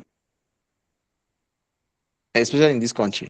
Let me just be comfortable. Let me just be comfortable. Let me just have a salary that can sustain me and be comfortable. And you're not going to be comfortable. You know deep down, you are not going to be comfortable anything, because you have tried. Because when you build and build with that mindset, you get to a point you feel like, oh, I'm satisfied here. Once you are satisfied, inflation will come and knock you down. Another thing will come and knock you down. Naira devaluation will come and knock you down. They will seize your goods that you imported. It will knock you down. And then you realize that you are back to square one and you feel so worthless, because everything you have been building is just so that you can be a little bit comfortable. But when you build with the world in mind, that you need to help thousands and millions of people, no matter what, you will never, it won't get that bad. It's a long-term journey, but it's worth it. Okay, so now, before we get into the next thing, I'll take your question. Blessing, go ahead and ask. It's not late to share this session. Go ahead and ask. Blessing, open your mic and ask. Thank you so much, Coach. You're So the welcome. question, the question I wanted to ask, I think you've answered Okay. a part of it, but then I would need more clarity on it. You were talking about finding the people that does your audience when you Mm-hmm. were talking about profit. So I wanted to ask, Mm-hmm. like, where exactly are you going to get this audience from, and how do you get them? Because just like you mentioned that you have just few people that view your status and when you post something, they hardly get to respond or give you feedback, and you feel like maybe you're not doing enough, or maybe you don't know enough. But then this large audience, these people that you need for the things that you are doing, how do you locate them? How do you recognize them? Where do you find them? So that's the question that I wanted to ask her. Good, good, good. Now I'll start by telling you this, um, blessing. I'll start by telling you this. There's strategy to everything. There's strategy to visibility. There's strategy to visibility. We often don't employ the strategy part. We don't ask, the strategy question. There's no reason for you to have light and then be managing the light with with a small circle. Your light's for the world. A city set on a hill. You can't be hidden. It is your responsibility to do branding. It's your responsibility to understand publicity. You have to sell your market. You have to find out what is working and do it. You have to, right? There are ways to go viral. There are ways to do these things. There are ways to ensure that more people are seeing what you're doing. Have you tried different platforms? Have you tried TikTok, Instagram, Facebook? Which one is working better? So you discover that, okay, if you post on your WhatsApp status, only 20 people see. You post on Facebook and you check the whatever, and you see that, 1,000 people, even though the comments are few, likes are few, but 1,000 people is more than 20. That means even if I'm posting on my WhatsApp status something that is more intimate, there are some of them I can pick up from there, push it on Facebook. There are some I can post on Facebook, screenshot it from Facebook, take it to WhatsApp and post it there, because after 24 hours it disappear from there. Some of you are wise, very wise, but your fame ends in your village. Your village may not be a physical location, maybe your WhatsApp status, because you believe that, I'm doing at least, because you say we should be creating content, so I don't try. I've created for today. I've tried. No, that wisdom that you've put there is not ordinary. It should be seen by more people. There are more people that thing can bless. So why not push it out? Why not think of collaborating? Let me tell you how I built my communities a very brief line. Um, just create something, post it out. Let 2 people join, 3 people join, right? Let it get to 10. Offer value. It can be 1 minute voice note, 1 minute voice note, another 1 minute voice note, send a message, just give value that they will recognize that, this is value. And when you are done with that, now start prompting them to help you distribute. Let them put it out, let them put word out. And then you move from that to maybe 20. And then you host a class, your first class, your first training, free training. Build the community. Let me tell you, none of my mentees has ever approached me and said, Rosidi, I want to host a training and I want your face to be in the flyer. I want you to take one of the sessions. And I turned it down. Till today, none. If I turned you down, sue me. I charge for my speaking invitations. I charge. Sometimes if I don't want to do that training for you, I will just give you a bill that if you hear it, you just get angry with me. You will just get angry because I don't want to do it. But for my mentees, no, I don't charge a dime. Come on in, do the program. As long as you have plans to be serious, it's not the one I will. There are people I will not even grant them any access to my time like that again. Because you invite me to speak in your training and you're not doing any publicity. I'm not the one carrying the publicity in my head. Like, you've never posted it, you don't, nothing. You just wait, hoping where would the audience fall from? So it's me that will now be posting your flyer, posting everywhere. You're not posting, you're not doing anything, nothing, you're not keeping them also. It's even, in fact, sometimes there's a particular situation. It was on that day, by the time that I was meant to speak, that my alarm rang and I went and checked. I had to remind her Hey, the time is, it's time. And I went to the group and discovered they've not even informed they've not informed the participants that we're about to start. Oh, sorry, everyone. Kosije is about to start now. Please join the call, and then only few people will not join. Come on now, come on now, come on. That's not how it's done, okay? But if you have the right intention, if you're willing to do the work, invite me. Invite me. Let's do it together. Let's collaborate. That's how it should be. Collaborate, partner. Meet people who are already popular. Show up in their events. Ask them to invite you. Talk with your friends. Some of you here in the inner circle, you're already doing well in terms of publicity. Pull others up. I mean, okay, I know that it's not just the inner circle that is here, but then I'm giving an example. Okay, so yeah, I will answer your question. That's one of the ways. I'll still teach. Okay, Blessing, you asked this question. See now.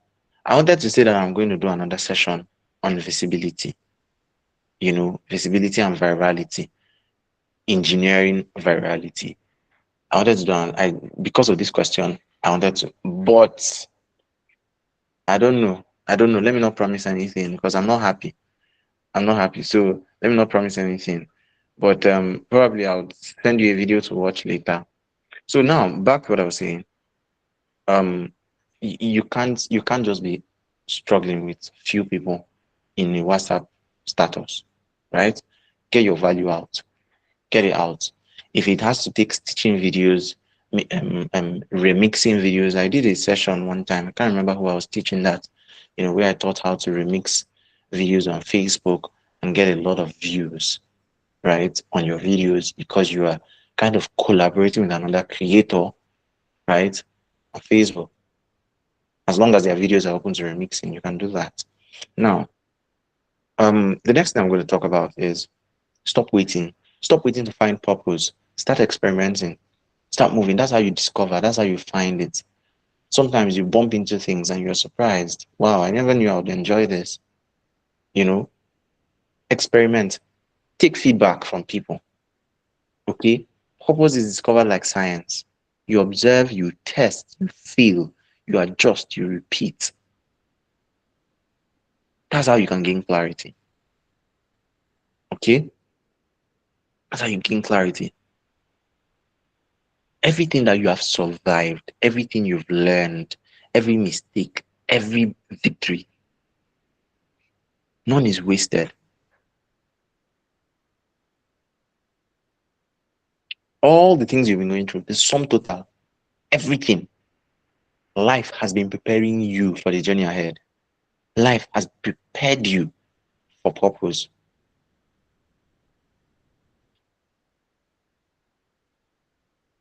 So you must start by asking. There are these three things you must start with. Identity. Who are you? Competence. What value can you create? Contribution. Who benefits from it? So from inside out. From inside out. You know that, this is the kind of thing that you love to do, you want to do, you can do well. Then you are moving down, down, down, down, down to the people who need you.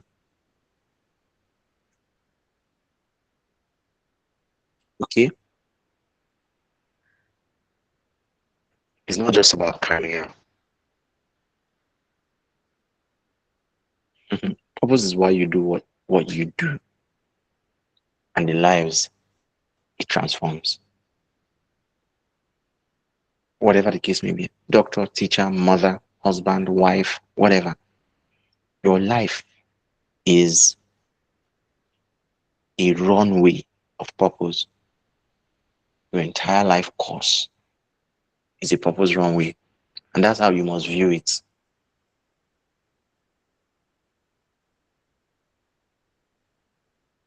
Let me quickly talk about the three biggest killers of purpose. Purpose destroyers. Number one is comparison. Comparison. You're looking at another person and you're seeing the version of what they're doing. You admire it and you envy the results. You envy the pathway. You envy what they do. And then You start comparing yourself and you feel left behind, you feel lost, and you give up. Sometimes you compare yourself with the people you should be learning from, and you give up.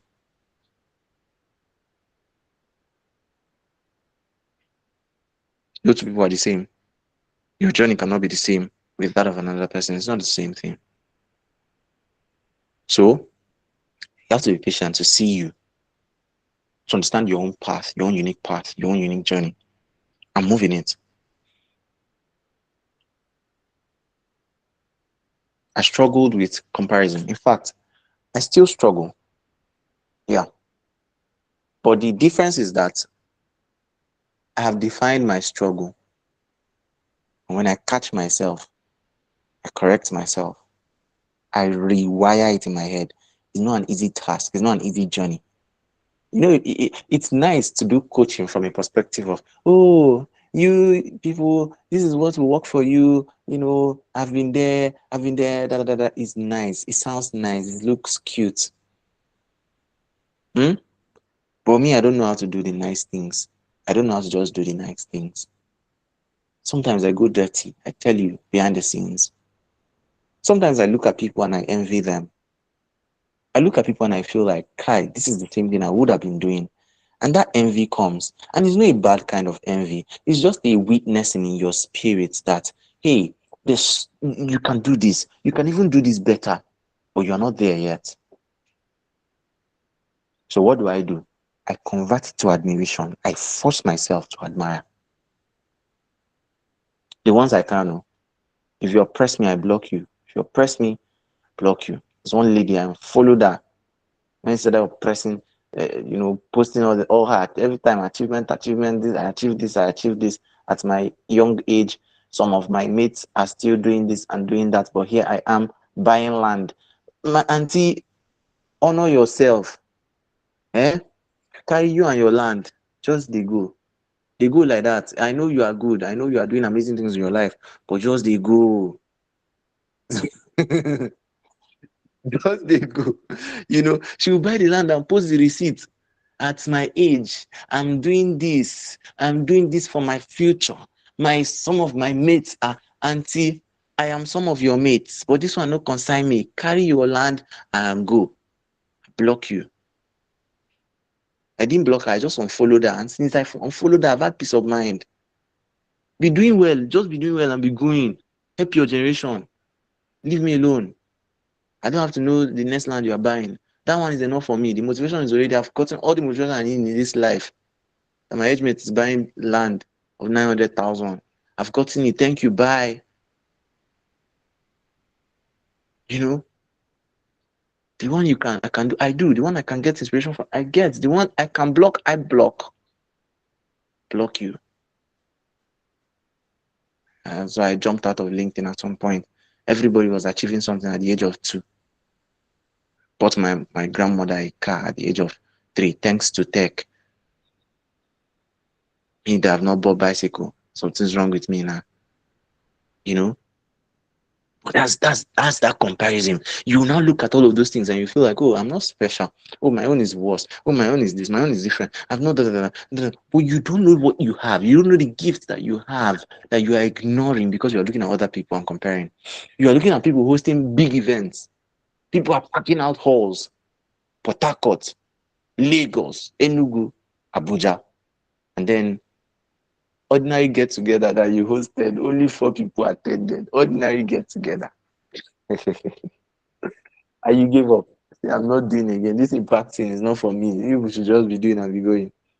I'm telling you from personal experience. I hosted an event in school. After all the noise, after all the publicity, only 7 people attended. We had the full auditorium. Come on. We had the full auditorium. Only 7 people came. The way it looks is so funny because at the end of the day, we just had to park ourselves at the front left corner of the auditorium.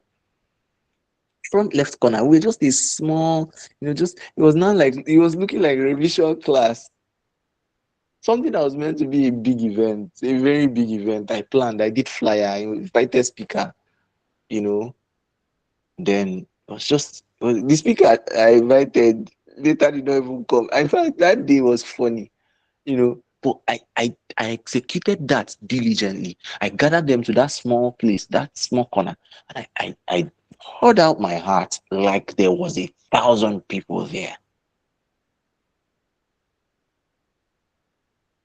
But it affected my mental health. I'm not gonna lie. You know, after that, to organize any physical program, it's not me and you. Yeah.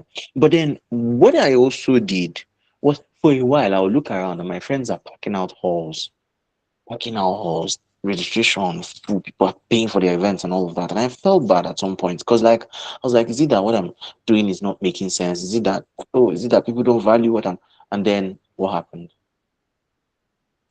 I gave up. I stopped doing events entirely because I thought the only way to make impact is physical events. When you have physical events that you host and pack out, halls and all of that. And it came to a point. I sat down again and I asked myself, CJ, some of these people that are hosting physical events, go and check them on social media. 200 followers. When they make a post online, few people see it. So they do this event once in a year and then they pack out a stadium with 1,000 people.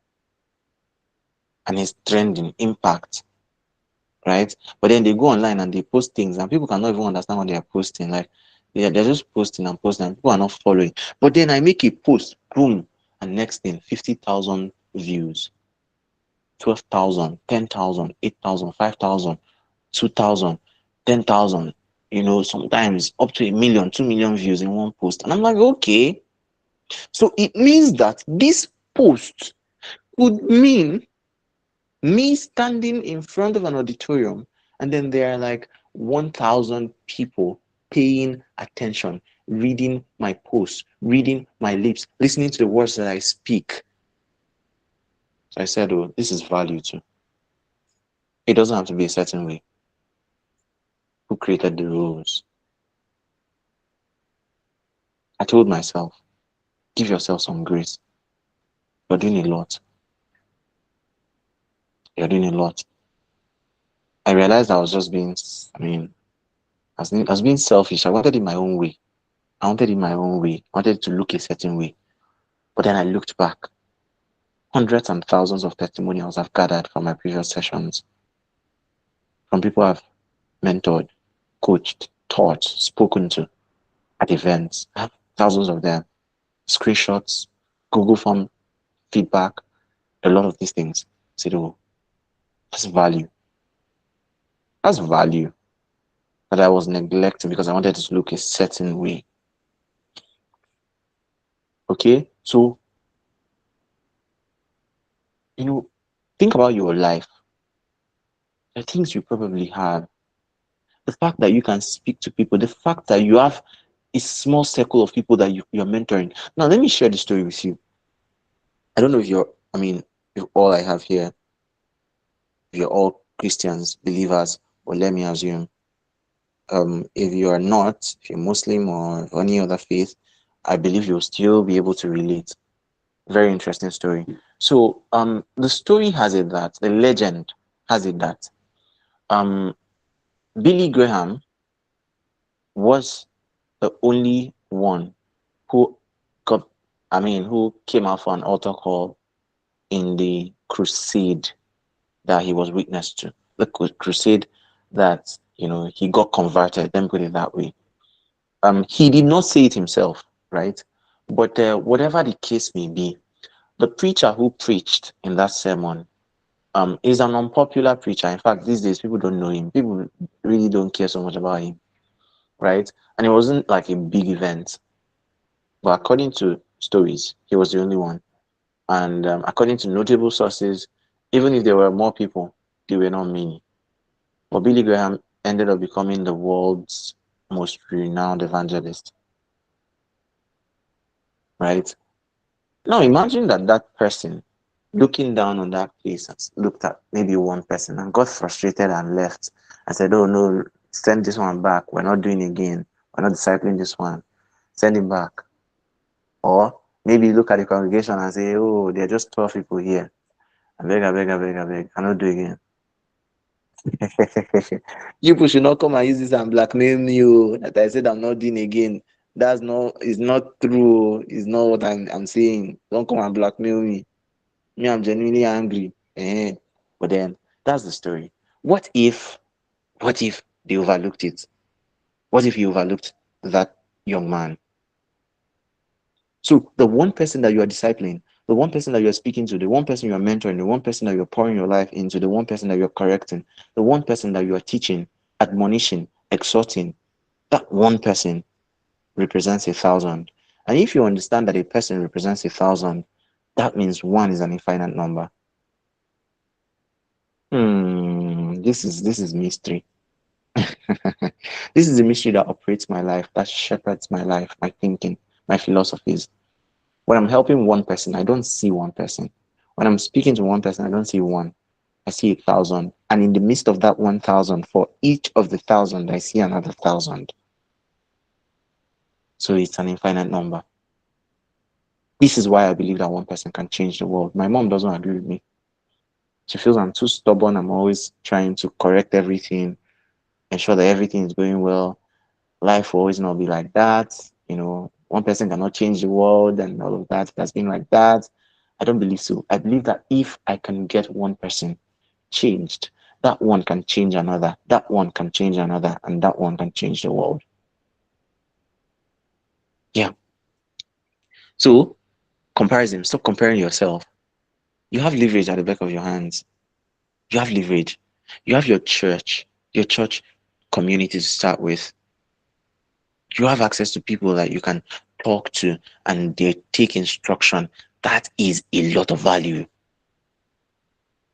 That you have a social media that you can post and 200 people will see. Do you know what it means? That you come and make a video and you see 200 views, and because you think it's not enough, I need to do a big event that will gather 1,000 people. By the time you post those videos, right, every single day, let's say you have 2 videos, and each of those 2 videos have at least 1,500 views. Out of the 1,500, 200 are watching it and they are nodding, wow, and they are happy and they're getting value. And you are doing this for every single day. By the end of a month, let's say 200 times 31. Help me with that calculation. 6,000, I mean, 200, if I'm not mistaken. Yeah, 200 times 31. Yeah, that should be 6,200. I did not get it, sorry. But you get the point now. 6,200 people reached in a month. You reached more. You reached more. You reached maybe like 20,000. Out of the 20,000, let's say a fraction, 6,000 paid attention. Or you reached 1,000,000, 6,000 paid attention. Do you know how much value? Do you know how many people I meet in Abuja? I go for events and I meet people, and people just walk up to me. Are you Chibioke Otiba? Yes, I'm Chibioke. Who knows me? The feeling is sweet, child. It's very sweet. And oh, I've been reading your post. You're the troublemaker. Oh, thank you so much. I like the trouble you make. I learn from it. In fact, my mother follows you too, and da da da. That kind of thing gives you so much joy. You don't know who your work is reaching. You don't know. You don't know who it is influencing. You don't know. You have no idea. So put it out anyways, right? So the next one is perfectionism. You're waiting to get perfect before you launch out. You're waiting to get perfect before you help people, before you teach others, before you help others, before come on now. Perfectionism will steal your dreams. Comparison will thief your joy. Perfectionism will steal your dreams. There's nothing like perfect. There's nothing like perfection. Perfection doesn't exist. It's a mirage. The closer you get, the more you realize that it's further away. And at the end of the day, you get discouraged.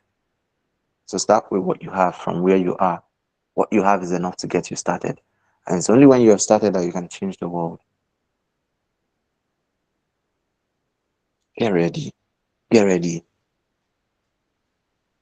Then the next one is passive waiting. I'll merge it with procrastination. So you're just waiting to discover purpose. You're waiting so that maybe when I get to university, maybe when I finish university, maybe when I do this, maybe when I do that, then purpose will now come. I'll now discover it, and now discover purpose. Doesn't work like that. Doesn't work like that. Okay? So perfectionism is there. You don't have to wait for it to be perfectly figured out before you launch or before you start. Please, no. No, no, no, no, no, no. It will extend your wilderness experience. While you are waiting to get perfect, while you are waiting to have it all figured out, the people that you are sent to, they die. Thank God, kindness, you are here. I'm glad that you are here. I'm glad that you are here. Thank you for coming around. I was speaking to us yesterday. Was it yesterday? Yeah, yesterday was when we had the program. And I was speaking, I said, Sterling, what was I even telling? I was telling him that I think it was Peniel. The more you're waiting to get everything perfectly figured out, the people that you're sent to die, and it's no a joke. Because you refuse to tell that young lady that, look, this thing that you are doing, there's no life there. You are making a mistake, this thing you are doing. Because you refuse to tell her that there are other ways to make money apart from depending on a man who wants her body in exchange for his money. She's going to go and make that mistake. If you were Favor's friend, the lady that took her life, if you were her friend, and if you had held her hands in prayer and said, oh, we can overcome this. I know where this is heading to. I know this is the devil that is trying to bring suggestions. I don't think you should do this. I think we can overcome this. What skill do you have? What can we start with? What business can we start together? How can we empower ourselves? Even if you don't have money, you have the solution to that problem. Remember, you are too poor if all you have is money. If that kind of thing plays out, you can imagine how much value we can bring to our world. But we are procrastinating. We're waiting until, let me be perfect, then I can help other people. No. No. Then waiting. Let me just wait until I discover purpose, until purpose lands on my head. Come on. If it lands on your head will break like coconut. Many people have died waiting for certainty. And many people have died because the person waiting was waiting. What you have now can rescue people, can save people. The knowledge that you have, your healthcare knowledge, your healthcare experience, your nursing knowledge, your whatever, biochemistry, microbiology, whatever, your Christian experience as well. Do you know that there are some people who become depressed because they don't manifest certain spiritual gifts? Do you know? Because they don't speak in tongues. And they don't lay hands on this. They've not laid hands on the sick and the sick recovered. They don't pray for people and they fall and break chair. There are people who have become spiritually withdrawn, downcast, frustrated and depressed because of something like that. Especially with the advent of the modern, the whole charismatic Pentecostal, atmosphere, or the whole thing. Right? By sharing your own story, your own simple story. Oh, me too. See, but this is a lot of people can draw strength from that. But because you are waiting, let me acquire the highest power. Let me get to the third realm of the 15th dimension and acquire power. Then I can come. This generation is power that they need. Let me go and acquire power. You continue like that. And a lot of people are wasting away. The fundamental truths, the essentials of the faith that you are meant to share, you're hiding, you're withdrawing it because you think, I'm not there yet. Or maybe I don't have a car yet. If I have a car, it will be easier to win souls. Come on. This is not a Christian. This is not the discipleship class. Let me just keep that one aside. Because of that waiting. But what you have has the potential to save somebody's life. It's just like you having the antidote to a sickness, but because you feel like, oh, this antidote, I need to, let me just wash the container of the antidote so I can give it to the person, I can administer it to the person. You don't need to wash the container, just give the antidote. This person is going to die. You go and get to wash the container. Before you come back, this person is dead. Okay? Purpose is not one big decision. It's 1,000 of small, faithful decisions.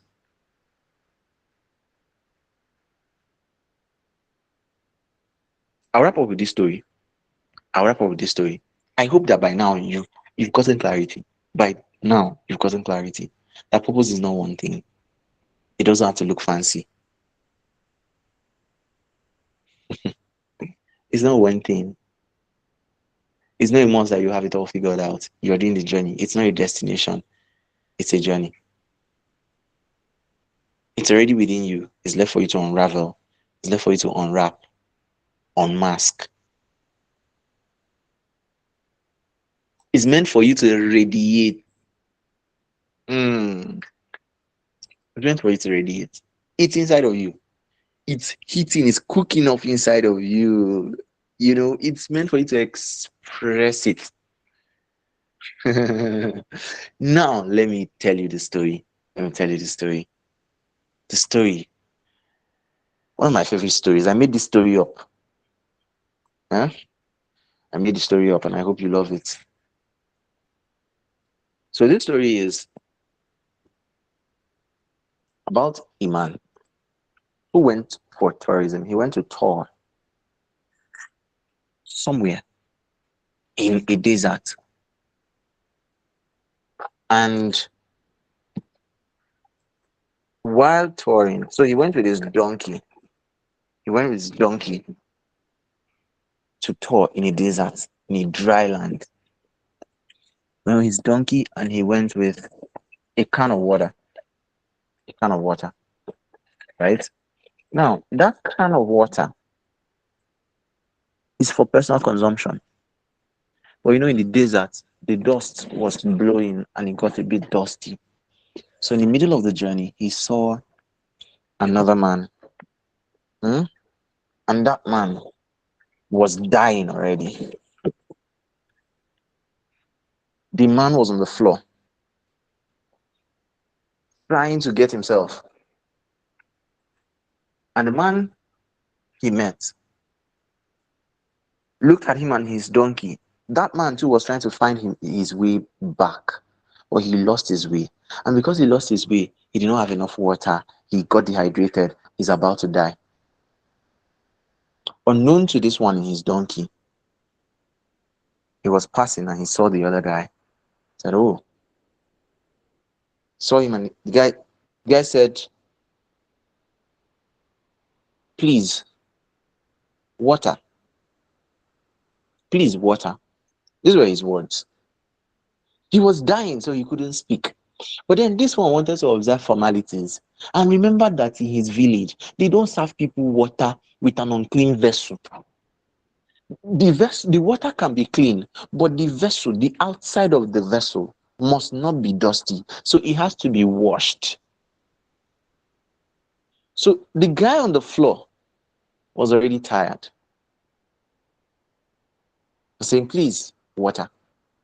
Please, water." And then he looked at himself. He had the the water bag in his hand. He needed to, of course, go back and wash it or get a mug, because they treat strangers with so much respect in their clan, in their tribe, in their, their village. So he told the guy, "Just hold on for me for a moment. Hold on. I'm going to be back quickly, real quick. Hold on for me. I'm going to be back. I'm going to get you clean water vessel, because you're a person of honor. I value you. I regard you highly as a stranger. I cannot treat you like this. So let me quickly rush back and get a clean vessel, a golden mug for you, my special VIP stranger friend." So he turned his donkey and went all the way back, rushed as fast as he could, and he got to his place. Apparently, he happens to be the son of a king. So he brought the choicest vessel, the best of the best of the best golden cups in the palace. In fact, he brought the one that belongs to the king himself, and he made it back to the desert. He knew the exact path that he told. Now, the young man who was crying out was basically just looking for water to drink and have enough strength to continue his journey. He knows that if he continues in this path, he will get to the other side and he will be able to call for help, right? But no, this he wasn't able to explain all of that. So the man in his donkey took his donkey back, got the water in a new golden vessel instead of the wineskin that he was using. So he brought it. But by the time he got there, he met only a lifeless body. It turns out to be that the young man's last words were, please, water.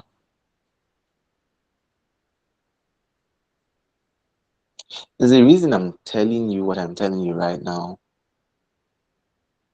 For some of you, your generation is crying out, please, water.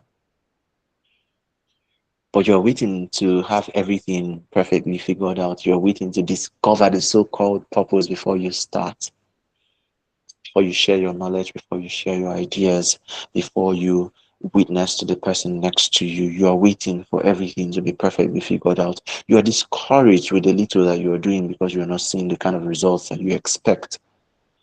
And you're crying out, please, water. That young lady is crying out. And if you don't help her, her life is going to be messed up. She's crying, please, water. Please, water. She's crying out. That young man is crying out. He's about to go and explore Yahoo Yahoo because you are not mentoring. You don't want to mentor anybody because you don't think you are there yet to mentor anybody. And he's crying out, please, water. You're trying to get refined. You're trying to go, get something bigger, look better, look bigger, wear a suit and all of that. But they are crying, please, water. Please, water. That's what your generation is crying out for. Water. You have it already, but you want to present it in the choicest vessel. You want it to look a certain way. Please, water. I hope you are beginning to see something in this conversation. In this conversation, where do you see yourself? Most times when I share the story, people can tell me that they saw themselves on top of the donkey. Society has told you that you have to look purpose has to look a certain way. It has to look like a certain thing. But no. In that moment, his purpose in life was subject to that experience, to give that water to the young man before he dehydrates to death. You have no choice. This is the life that you've been called to live. You must give life to the dying. You have no choice. I pray that this sinks into your heart. I pray for you that this sinks into your heart. That this sinks into your heart. Have you ever paused to ask what legacy you're leaving behind? If you leave this earth, it may not be written in stones or monuments, but it can sure be written in the hearts of men.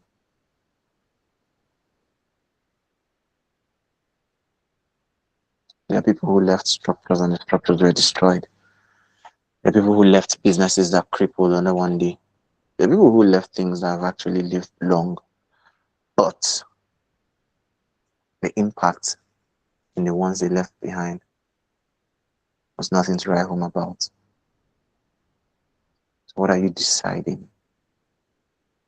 What are you deciding? What questions are you asking yourself? What questions are you asking yourself? Have you been so selfish that you were waiting for perfection, that you were waiting for everything to align because of you? Because of you. It's always you. It's always you in the equation. It's always you. You want to make money first. You want to look this first. You want to get married first. You want to do this. It's always you. When will you look outside of you? The moment you begin to look outside of you, the question of purpose is already answered. The moment you begin to look outside of you, self, the question of purpose is already answered. So you must decide from today. God help me. Let me start with the small things. That's where the answer is. Let me start with the small things. That's what purpose is. Am I using every expression, every skill, every ability to dispense my duty? The sum total of this is under a definition: service to God and value to humanity. Worship to God, service to humanity. That's the sum total of purpose. Every other thing is secondary. Everything that you are, everything that you will become, everything that you will do should take roots from these two. Worship to God, service to humanity.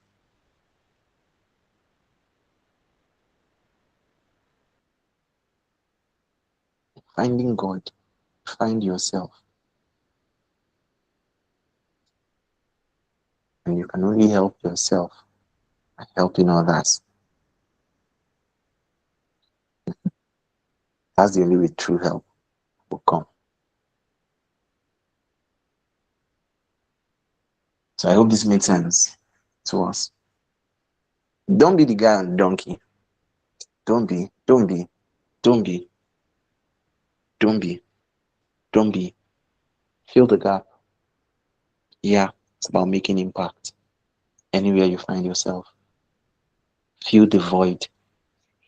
There's a reason you are there. You are an emissary of light anywhere you find yourself. Your church, you are an agent of transformation. Your world, you are an agent of transformation. Your school, agent of transformation. Your family, agent of transformation. You people should feel it when you are not there. When you are missing for a second, they should feel it. There's a pain that comes with your absence when you are really a person of value and a person of purpose. Why? Because the moment you exit, you leave a void. You should feel it. So you must say no to selfishness. Selfishness is an enemy to purpose. It's a big enemy. You must say no to selfishness. Say no to self. It's not because of me. I may not look like it though.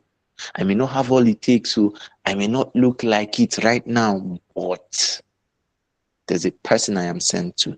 There's always an audience somewhere who needs you. At your current level of experiences and exposure, there's an audience somewhere who needs what you're offering.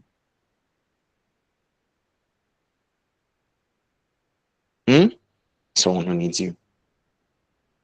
I may not have a car, but I shall know that when I talk, people still listen to me. So I don't need a car to manifest purpose yet.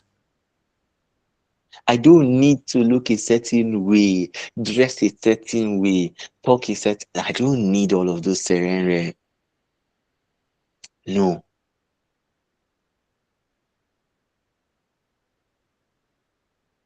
So that's it. That's it. Let me take questions. I hope this ministered to you in a way. Let's take questions. Let's deliberate. Let's talk. I did not plan to teach. But you know this teaching thing. Sometimes, I don't know. Sometimes I'll just start teaching like that. But Um, yeah, I wanted us to have small discussion. But let's talk. Let's talk. Let's talk. You can open your mic, tell me what it's been like, and then if you have questions, bring it on. So to me, this is like me talking to 1,000 people. So you are my 1,000. You are my 1,000. I want you to push this forward. I want you to you know to pay it forward. When you are helping people, don't see one, see 1,000. For every one view on your post, see 1,000. Yeah, because you don't know how much impact that one person can make. There are people that I have coached and mentored. Today they are doing better than me financially, and I'm happy. It's my goal as a mentor. It's my joy. Today they are doing well. Some of them call me sometimes, ask me for my account number, send me money. I'm like, you know, I I did not say you should send though, I'm not saying don't you don't have to worry now, but like as a mentor, it's not I'll be happy, but then I'll first do Graga. I'll do small guy. I'll just do Shakara small. No, no, no, don't worry. I know now. Why are you stressing yourself? But they'll just send it in. It looks good on my account, too. It looks good on my account. All those money that come in like that. You just feel like a proud daddy, but then that's it. I am glad. It's my ambition in life to raise people who will do better than me. I'm not hiding it. It's not something I'm not ashamed to say it publicly. It's my ambition to raise people who will do better than me in record time. In record time, like in record time. If you're not doing better than me, if you don't intend to do better than me, don't come close to me. Because if you come close to me too much, you will eventually do better than me. Because that's my goal. I will spoil you. You will not go and be doing better than me. That's my goal. That's my joy. That people can call me and say, "Oh, I saw this person." At some point, one of my mentees, people will listen to him and say they heard me in him. And somebody asked him if he knows Coach CJ, and I say, yes, that's how it's meant to be. Go and excel. Go and do better than me. That's how it's meant to be. So yeah, let's talk. Let's talk. Let's talk. Let's talk. Thank you all. Oh, Onyeka, thank you. Oh wow. Do you know I'm just seeing the comments now? I'm just seeing the messages now. Oh, beautiful. Beautiful, beautiful, beautiful. Thank you so much. Thank you so much. Hmm. Okay. Good, good. Oh, beautiful. These are wonderful. These are wonderful comments. These are wonderful comments. These are wonderful. Wonderful. So yes, I'm looking towards you opening your mic. Please open your mic. Help me. You can open your mic. There's no need to lock mic. Please now. Please, please, I'm begging. Please, let's open our mics and talk. Okay? Ask questions, drop feedback. Otherwise, we'll call it a night. Otherwise, call it a night. Hmm? And I want your feedback. I really want your feedback. Unless I'll just believe that people were asleep, all of you were sleeping, and I was just talking. Hmm? So good evening. So I'm not yeah. sleeping. Awake. Good evening. I'm not sleeping. I'm awake. Even though I joined late. Like when I Oh, when I came to the group, I saw the notification and I said, with this time now, maybe they're already done. But notwithstanding, let me just go and try. And I tried and I hmm. heard your voice and I was so excited. I said, yes, I'm back again. It has been long. I've not been joining class because my network over here has been bad. So I was able to rectify it and I'm happy to reunite again. Amazing. Amazing. So go ahead.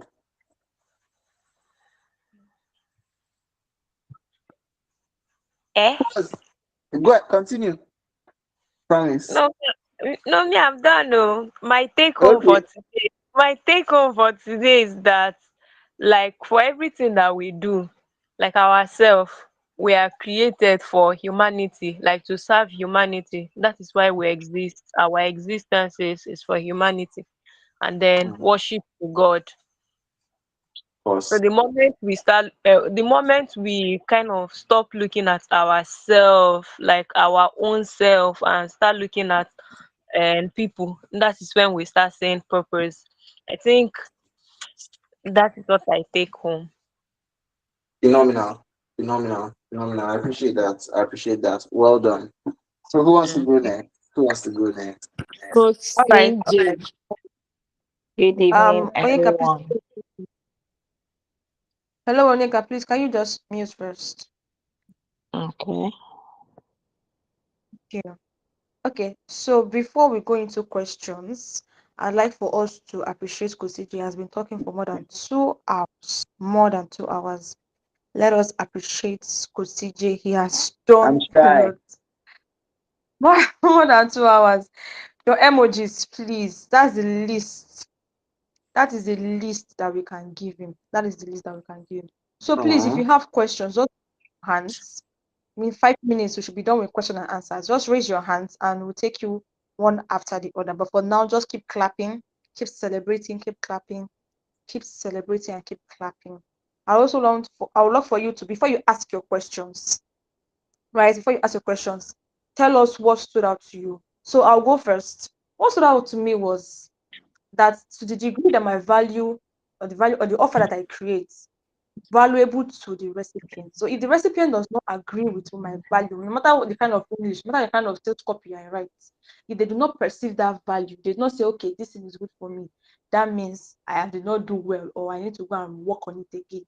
And that also brings me back to when they say customers are always right in matters of taste. Because if I prepare jollof rice and in my eye, my jollof rice is smoky, it has the aroma, whatever ingredient that I put in it. But my customer is saying, Madam, this rice is no sweet though. Pepper no enter well." That is valuable feedback, and that means I need to go and work on adding more peppers to my rice. So that was one of the things. So many things to that because I was taking notes. I don't know about you, but I was taking notes. And of course, you always have work to do. And I felt like as Coach CJ was talking, he was just piercing my heart. Read this girl, read this girl, do this, do that, do this.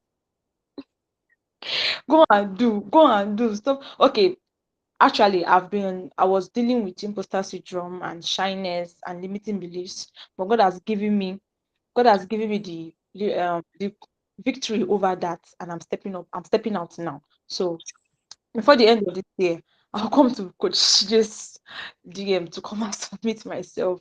So I don't know about you. So before you have questions, but if you don't have questions, drop what stood out to you in the chat box. But if you have questions, please just raise your hands, right? And just tell us what stood out to you before you ask your questions. Thank you. We have just 5 minutes, just extra 5 minutes for everything. So that we can all go to bed. I believe some of us are going to work. Thank you. I think So we Onyeka have was a already king. trying to speak, so she can Yes, speak. exactly. So before Ekene, Onyeka, please go on. Thank you. Good evening, everybody. Good evening, Coach CJ. Actually, Mhm. this Onyeka is Obegili. Oh, Yes. Um, I used another Google account to join.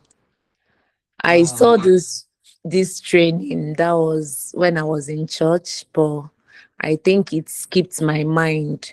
I was doing something this evening, so I don't really know what brought me to touch my phone, and I saw the link again. I say, God, that this training have started long time ago. If you noticed, I joined very late, like very late. But when I joined was when you were talking about, starting, stop mm, postponing, start with whatever. And it feels as if you were talking to me. Like, I know I've been doing one or two things, you know, towards helping humanity. But I still feel when you were talking, it's dawned on me that maybe I'm not doing enough. I'm not even doing. I started remembering things that maybe I should have done. And to me, it feels like I wasted so much time in doing what I like. There are things I feel that I should have started before now. But as you said, I was waiting for everything to be perfect, maybe have the perfect setting, the perfect phone, the perfect, But as we were talking, as the first person said that her heart was piercing, that was the same thing I was feeling. I was crying and wailing all through till you concluded. But I said amen to your prayer. Thanks for closing it with a prayer that God will help us to do better and to impact people the way we should do. And thank you. I whenever I don't know, but like I feel like you are giving too much. You are giving too much. Sometimes I look at you, I don't know like where your energy comes from. But I believe that is God. Sometimes I ask myself, that's is it that as in everything about you is somehow selfless. You knew God for yourself. Like nothing is missing. When I look at you, I'm seeing more than complete human being. So I'm grateful. I'm grateful. Thank you is not enough, but my prayer tonight is that God will thank you himself, because I know that when God thanks someone, it's better than when human being thanks someone. So thank you, Coach CJ. I appreciate you. And may God continue to increase you. You will live. You will live long and you will fulfill your purpose in life. In Jesus' name, amen. Amen. And to everyone that listened to you, to Coach CJ this night, let's try to be better. Let's try to, work on ourselves and make impact as well. Thank you, everyone. Thank you. Thank you, Obegeli. Ah, God of Thank mercy. Oh my goodness. I don't know. I don't know what I just felt right now, but that was a lot. Thank you. I don't even know what to you, say. sir. I don't know what to say. Thank you very much. Thank you very Thank much. I got lost in my feelings. thank you. I I pray I appreciate can it. sleep well, because even right now I'm still crying. I don't know. Wow. Wow. Thank God. Thank God. Thank God. I mean, the purpose of these things is so that we can right the wrongs. We can undo things that have been done. Um, I'm nowhere near perfect. I'm still a work in progress, and I'm glad that I'm calling others to grow with me. I'm glad that I'm calling everybody, hey, look, there's something I'm saying. Let's just keep going together. We'll figure it out definitely. We are figuring it out already. So don't be discouraged. Don't dismay. Don't throw in the towel. Just keep moving. Keep doing what you have to do. Keep doing the simple things. Keep pushing. Keep doing it because of who needs it, because of who needs you. You are very, very, very valuable. What you know is a lot. It's a lot and it can help a lot of people. So yes, I'm grateful. I'm grateful, really. We should have a meeting. We should meet. We should meet up. Um, yes, and I remember you reached out to me. So yes, please send me a message. We should meet sometime this week. Okay. Okay, let's just meet up. Yes, let's meet up and talk, please. Okay. Yeah, Thank you. you're welcome. So Yeah. next person. All right, the next person is Kennedy Chuku. Your hands were raised before. I think the network threw you out. Yeah. Good evening, everyone. I'm so glad that I attended this class. So I kind of understand what purpose is all about, because I used to think it's kind of a profession like a teacher or pharmacist. I was thinking that's what it is. But I've come to realize that is what we do in our day-to-day activities, how we affect lives. So, but I'm kind of still not good in believing myself. Like, I don't believe that I'm doing it well. I always look for a day that I will be perfect before I start doing it. So I just need a clarification on how to go about it.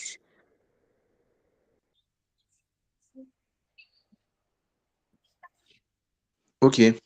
So you said self-confidence, right? Yes, yes. Good. Good. So I what we're see going to do myself now. that I don't really know what I'm doing, that others are doing it better than me. So that's, Good. and it's Good. limiting me to do a lot of things. Good. Good. I totally get this, right? But let me remind you again. The solution to this is selflessness. The solution to this is remove the attention from yourself. Remove the attention from yourself. Put it on the people that you need to help. Help them. Hmm? Um, See, I don't know if you've ever been so hungry that someone served you food and the person was saying, I don't think it's sweet though. I don't think it's sweet though. But the kind of hunger that was doing you, if you don't eat that food, you may die. Hmm? And the person is telling you, I don't manage, oh, I don't know if it's, I don't think it's sweet, I don't think I put enough spices and all of that. At that point, when you are eating the food, do you know you don't recognize the taste of the food? Hunger will just block all your taste buds. Hmm? Everything you are eating is just sweet like that. That's the way life is. A lot of the time, that's what you happens to you. The way you are giving out what you are giving out, right? A lot of people need it like that. Look at me. I'm not even, I mean, I would have been dressed in my suit and tie and, with my perfect background and my lighting. But this is me. This is me. You must have been hearing some go go go go go go go noise in the background, right? I was washing, you know. I was washing and it was the washing machine that was making the noise. So while I was doing that, I was pouring, trying to pour water and all of that. There's nothing so fancy about me right now. There's nothing so fancy, right? So if there's any reason to struggle with confidence issues, I should have reasons. Because you don't see me roll up in a Bentley or a Benz or whatever, right? I still trek, like I still trek. Kindness, now. You see me, I'll be walking up and I'll be to jump inside keke, a whole life coach, I'll enter keke, I'll enter a bike. But you have to learn to separate your current circumstances from your identity. You do not draw your identity from your bank account or what is happening around you. You don't draw it from maybe your family story or whatever, or your grade in school. And all. There's a deeper witnessing that portrays your identity. Cook your identity in that deeper witnessing. Me, right now, there's an awareness that I have. Oh, I carry God in me, right? It gives me that first layer of boldness. I carry God. Two, that's I carry God. I'm a divine entity. Two, is the fact that people need me just the way I am, just where I am, what I have. And then three, continual improvement, continual development. Keep improving yourself. Study. Go on my YouTube channel. Just go and drink. Go and enjoy. I can give you have access, you already have access to all of that. Go to the videos. Just be watching one after the other. Just watch one after the other. Give yourself 2 weeks of intentional learning, of intentionally committing yourself to my videos, my sessions. Give yourself 2 weeks. Come back after 2 weeks, come to me and tell me the same thing. You won't be able to say it. In fact, when you come back in 2 weeks' time, after sitting down to at least download like 50 of my videos into your head, of my teachings, the problem you are going to have is pride. It's no longer self-confidence, whether the problem you're going to have is pride, because you feel like you already know too much. You'll be looking for who to go and share. You'll be looking for conference to speak at. I'm telling you the truth. I'm telling you. Me too, I had that issue. But when I learned a lot of things I learned, it was as if my head was growing big. My head was going to explode if I don't share, right? So it's not somebody that begged me to share what I knew. It was by force. If I did not share it, my head could explode. I could run mad. The time is going to come. I promise you. So just be patient with yourself, but then learn. Improve yourself through strategic intentional learning. The time is going to come. You'll be looking for who to teach. If you don't see, you gather school bag, you gather your bag. I have three whiteboards in my house right now. Three. If you come to my house, sometimes if you come to my house, if you are not aware, if you come, once you come, I'll start teaching you. I made the mistake one time. One of my friends, a lady, she came to my house. She did not even sit. I didn't offer her a chair. And I already started drawing on my whiteboard. I started teaching stuff, you know. Then it dawned on me all of a sudden, Kai, this is a lady. Like, CJ, why are you doing this? I offered her a seat, offered her water at least to start with. And then I sat down and pretended like I wasn't trying to teach. I was holding myself back because the thing is, if you ask me one question, once you ask me the question, I'll start teaching. So at a point, I had to tell her, I'm sorry, sorry for what I just did. It's not me. It's actually me, but I mean, I wasn't meant to do this. But just know that I'll shall teach you. I'll teach you. I'll teach. I don't have choice. So a lot of that comes from the fact that you know a lot and you know that these things are important that other people should know. So you want to share. Okay, so if you follow these steps that I just mentioned, forget it. You will not have issues with self-confidence at all, at all, at all, at all. Okay, embrace yourself, embrace your journey, embrace where you are, embrace your journey, like embrace how you look, embrace your shoe size, embrace your.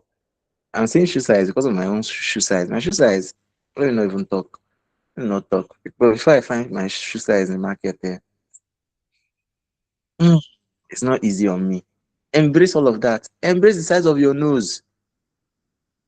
I'm telling you, embrace the size of your nose. Embrace the shape of your eyes, shape of your ear, all of your body figure, your look, the way you look. Embrace everything.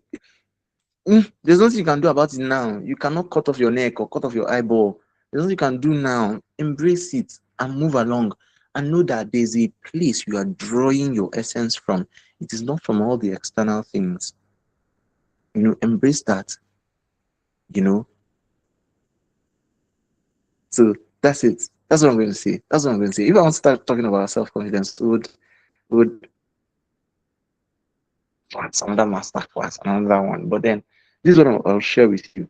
Let me give you a secret. Go on YouTube, type Chijoke Otiba self-confidence or Chijoke Otiba confidence. Just type my name, spell it correctly, then put confidence after that. Anything you want to learn, you want to know if I have taught it, if I've ever taught it and it's on YouTube, type my name, Chijoke Otiba, personal branding, Chijoke Otiba, sales, Chijoke Otiba, public speaking, Chijoke Otiba. Just go and do that. You'll find whatever it is you need to learn, right? Easier for you, makes it a lot easier for you. So yeah, I mean, I hope that helps. So we can go to the next.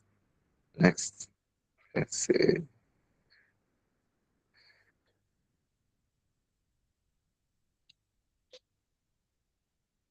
Do we have a next person? Yes, I think Unata Blessing. Our Okay. hands were raised for Unata Blessing. Are you there? Yes, yes. Thank you so much, Coach CJ. I was really, really blessed. I mean, all your sessions are really, really amazing. And one of the things that stood out for me the most was the ending part, the story of the man on the donkey. I can so relate with that. And when you were talking about comparison, perfectionist, perfectionism and procrastination, like it was just as if you were talking to me. I could so relate to it because I know that I have something that I can talk about. I have experience that I can share, but I feel like maybe I do not know how to do it well, or maybe I need the perfect words to say. I need the perfect camera and all of that. And also, whenever I try to do it, maybe from the level that I am, I would also try comparing myself with other people that are doing it better than me. Like there's a certain time I had this passion for spoken word, but the reason why I didn't like dive into it was because I was seeing a whole lot of spoken word artists that are very, very good. And I'm like, if people are already listening to all these people, who is going to listen to me that I don't even like, I'm still trying to understand it.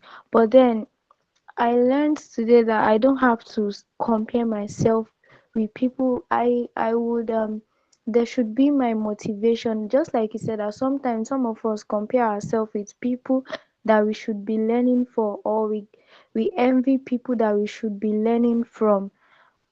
So I thank God for joining this section tonight, because I really learned a lot, and I know that God has a plan for us. God has a purpose for us. And when you were talking about selflessness, you are not someone that is just talking about it. You are someone that practices it. I see you as a selfless leader, because who will stay 3 hour plus talking to people that do not even pay for a section? I've not really like I've not really seen. You are selfless, Coach CJ. I really appreciate you. Thank you so much for your sacrifice. Thank you so much for your love. When you were talking about you um bringing grooming or teaching people to become a better version of themselves, even better than you, I nearly feel I wanted to cry, because I was like, who is Coach CJ? Who is Coach CJ? I just thank God for the kind of person that you are, and I pray that God will grant you more grace, and God will help you to also fulfill your purpose and your heart desires. Thank you so much, Coach CJ. I will make sure that I try to do something, and I'll not just sit and just listen alone. I'll make sure that I do something, even from the level that I am, and I'm not going to be ashamed, because I used to be very shy and all of that. But I'm just going to go out and do the things that I can do. And when you said that, when you do not have something to sell or offer, is like a crime. It's like a crime. I was thank you so much, Coach. I have a lot to do. That's enough. Thank you, sir. Thank you. Thank you very much. Thank you very much. Hey God. Oh my goodness. This one pass feedback. Oh, you people want to own me this night. Oh my God. Oh no, I need a bucket. I no at this point, I think I need a whole swimming pool. It's all good. I'm glad. I'm glad. Thank you so much. Thank you for paying attention. Thank you for joining. I mean, it's not also easy to sit in a session. Since we started, we've been roughly 8, 9, 8, 9, 7, 8, 9, 7. I've been here since the beginning till this point, when many other people will just make excuses, or they don't want to. I mean, in fact, I don't even know what the excuses are, but then shy excuses will be there. But you've been here with me. Some of you joined like when you saw the link, you joined in and you've been here. I appreciate that. I appreciate it. It means a lot to me, really. Um, Not because I'm just happy that somebody's sitting around and listening to me talk. No, I'm happy because I see people who are willing to take action. And when you are willing to take action, I can only see the thousands of people this will have a ripple effect on. I can only see. I can imagine you in your church bringing this kind of information to your members. I can imagine you in your family bringing this to your children. I can imagine. In fact, some people tell me that, I've had a lot of my mentees tell me that whenever I'm having my sessions, they just drop their phones on the parlor and everybody's listening, including their mothers, right? And it's not one, not two, it's a frequent occurrence. So I can only imagine. So in my initially, I used to think, oh, it's just this one person that's listening to me. But some people are listening to me. Their parents are there, and I mean, to me, that's a lot. You know, that's a lot. That's a lot of fulfillment. So I acknowledge you. I acknowledge you. Well done. Thank you very much. Thank you very much. Kindness, are you here? Are you still here?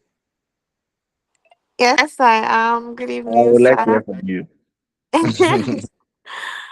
Okay, so I got your link and I joined a bit late because my network was acting a bit funny this evening. But from the places that, or from the part that I joined, I think one of the main things I picked was to not wait for perfection. Because sometimes I want to wait until I have everything figured out before I take action. But one thing that I have been learning, and I think that has been a consistent lesson for me this year, is to just take the first step. And that's something you also reiterated as well during your session. So that was really, really helpful. I'm so grateful. Thank you. Everything that everyone else has said about you being selfless and pouring into people is so true. And I'm so grateful for the impact I am making, not just in my life, but for everybody on this call and beyond as well. Thank you. Thank you very much. Thank you very much. Thank you so much. I appreciate that. I appreciate that. So yeah, over to you, Joy. All right, so I should say that we all want to make a grown man cry because that's what that's our agenda.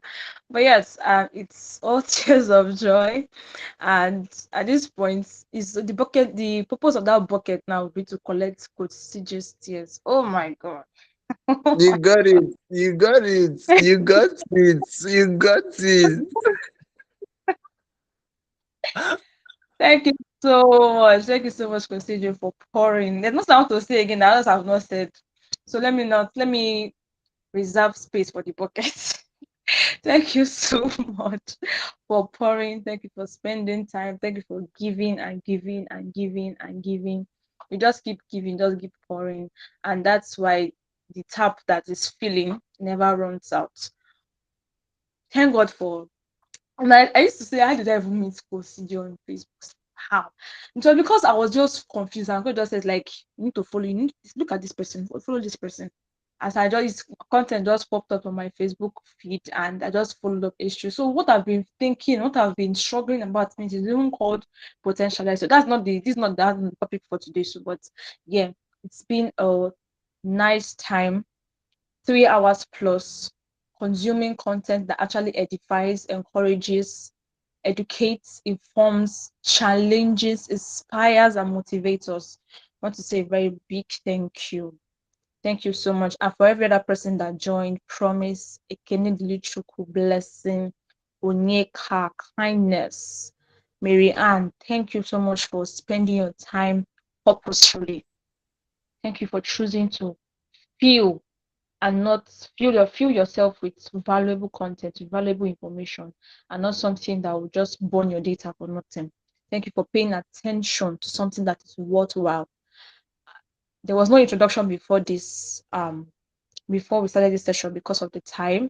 So I'll just introduce myself, and probably in the next session, everybody will have a chance, opportunity to introduce themselves. So my name is Joy Priscilla Okafor, and it was a privilege to serve as the moderator for this session. Thank you. It was nice hearing every other person's thoughts and just connecting with all of you. I hope that we be the doer and not just hearers alone. Like Onika has admonitions that we should do something with what we've heard. So we should encourage ourselves, right? So thank you once again for joining in and have a good night rest, everybody. Good night, CJ. Everyone, good night. Good night, everyone. Good Good night. night. Good Good night. night. Good night. Good night. Good Good Good night. night. night. Peace. Please let me say everyone. something quickly. If we're gonna have a next session, please let's make it worth it. Let's make it worth it. Okay. Let's have more. Let's invite more people.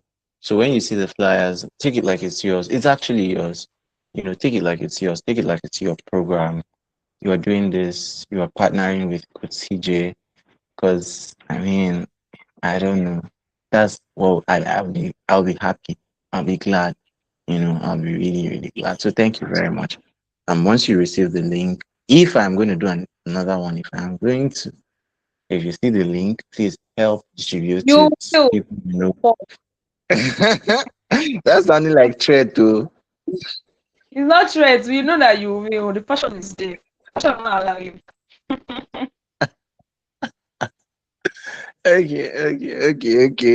You know me too much. People know me too much. Let's see how it goes. Yeah. Well, I appreciate. Thank you very much. Thank you very much. Kindness, you want to say something? No, no, no, no. Okay, Thank okay. you.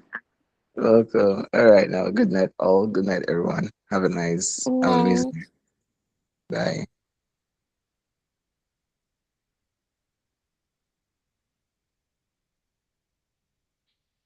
You will. Okay, yeah, I can hear you. I can hear you.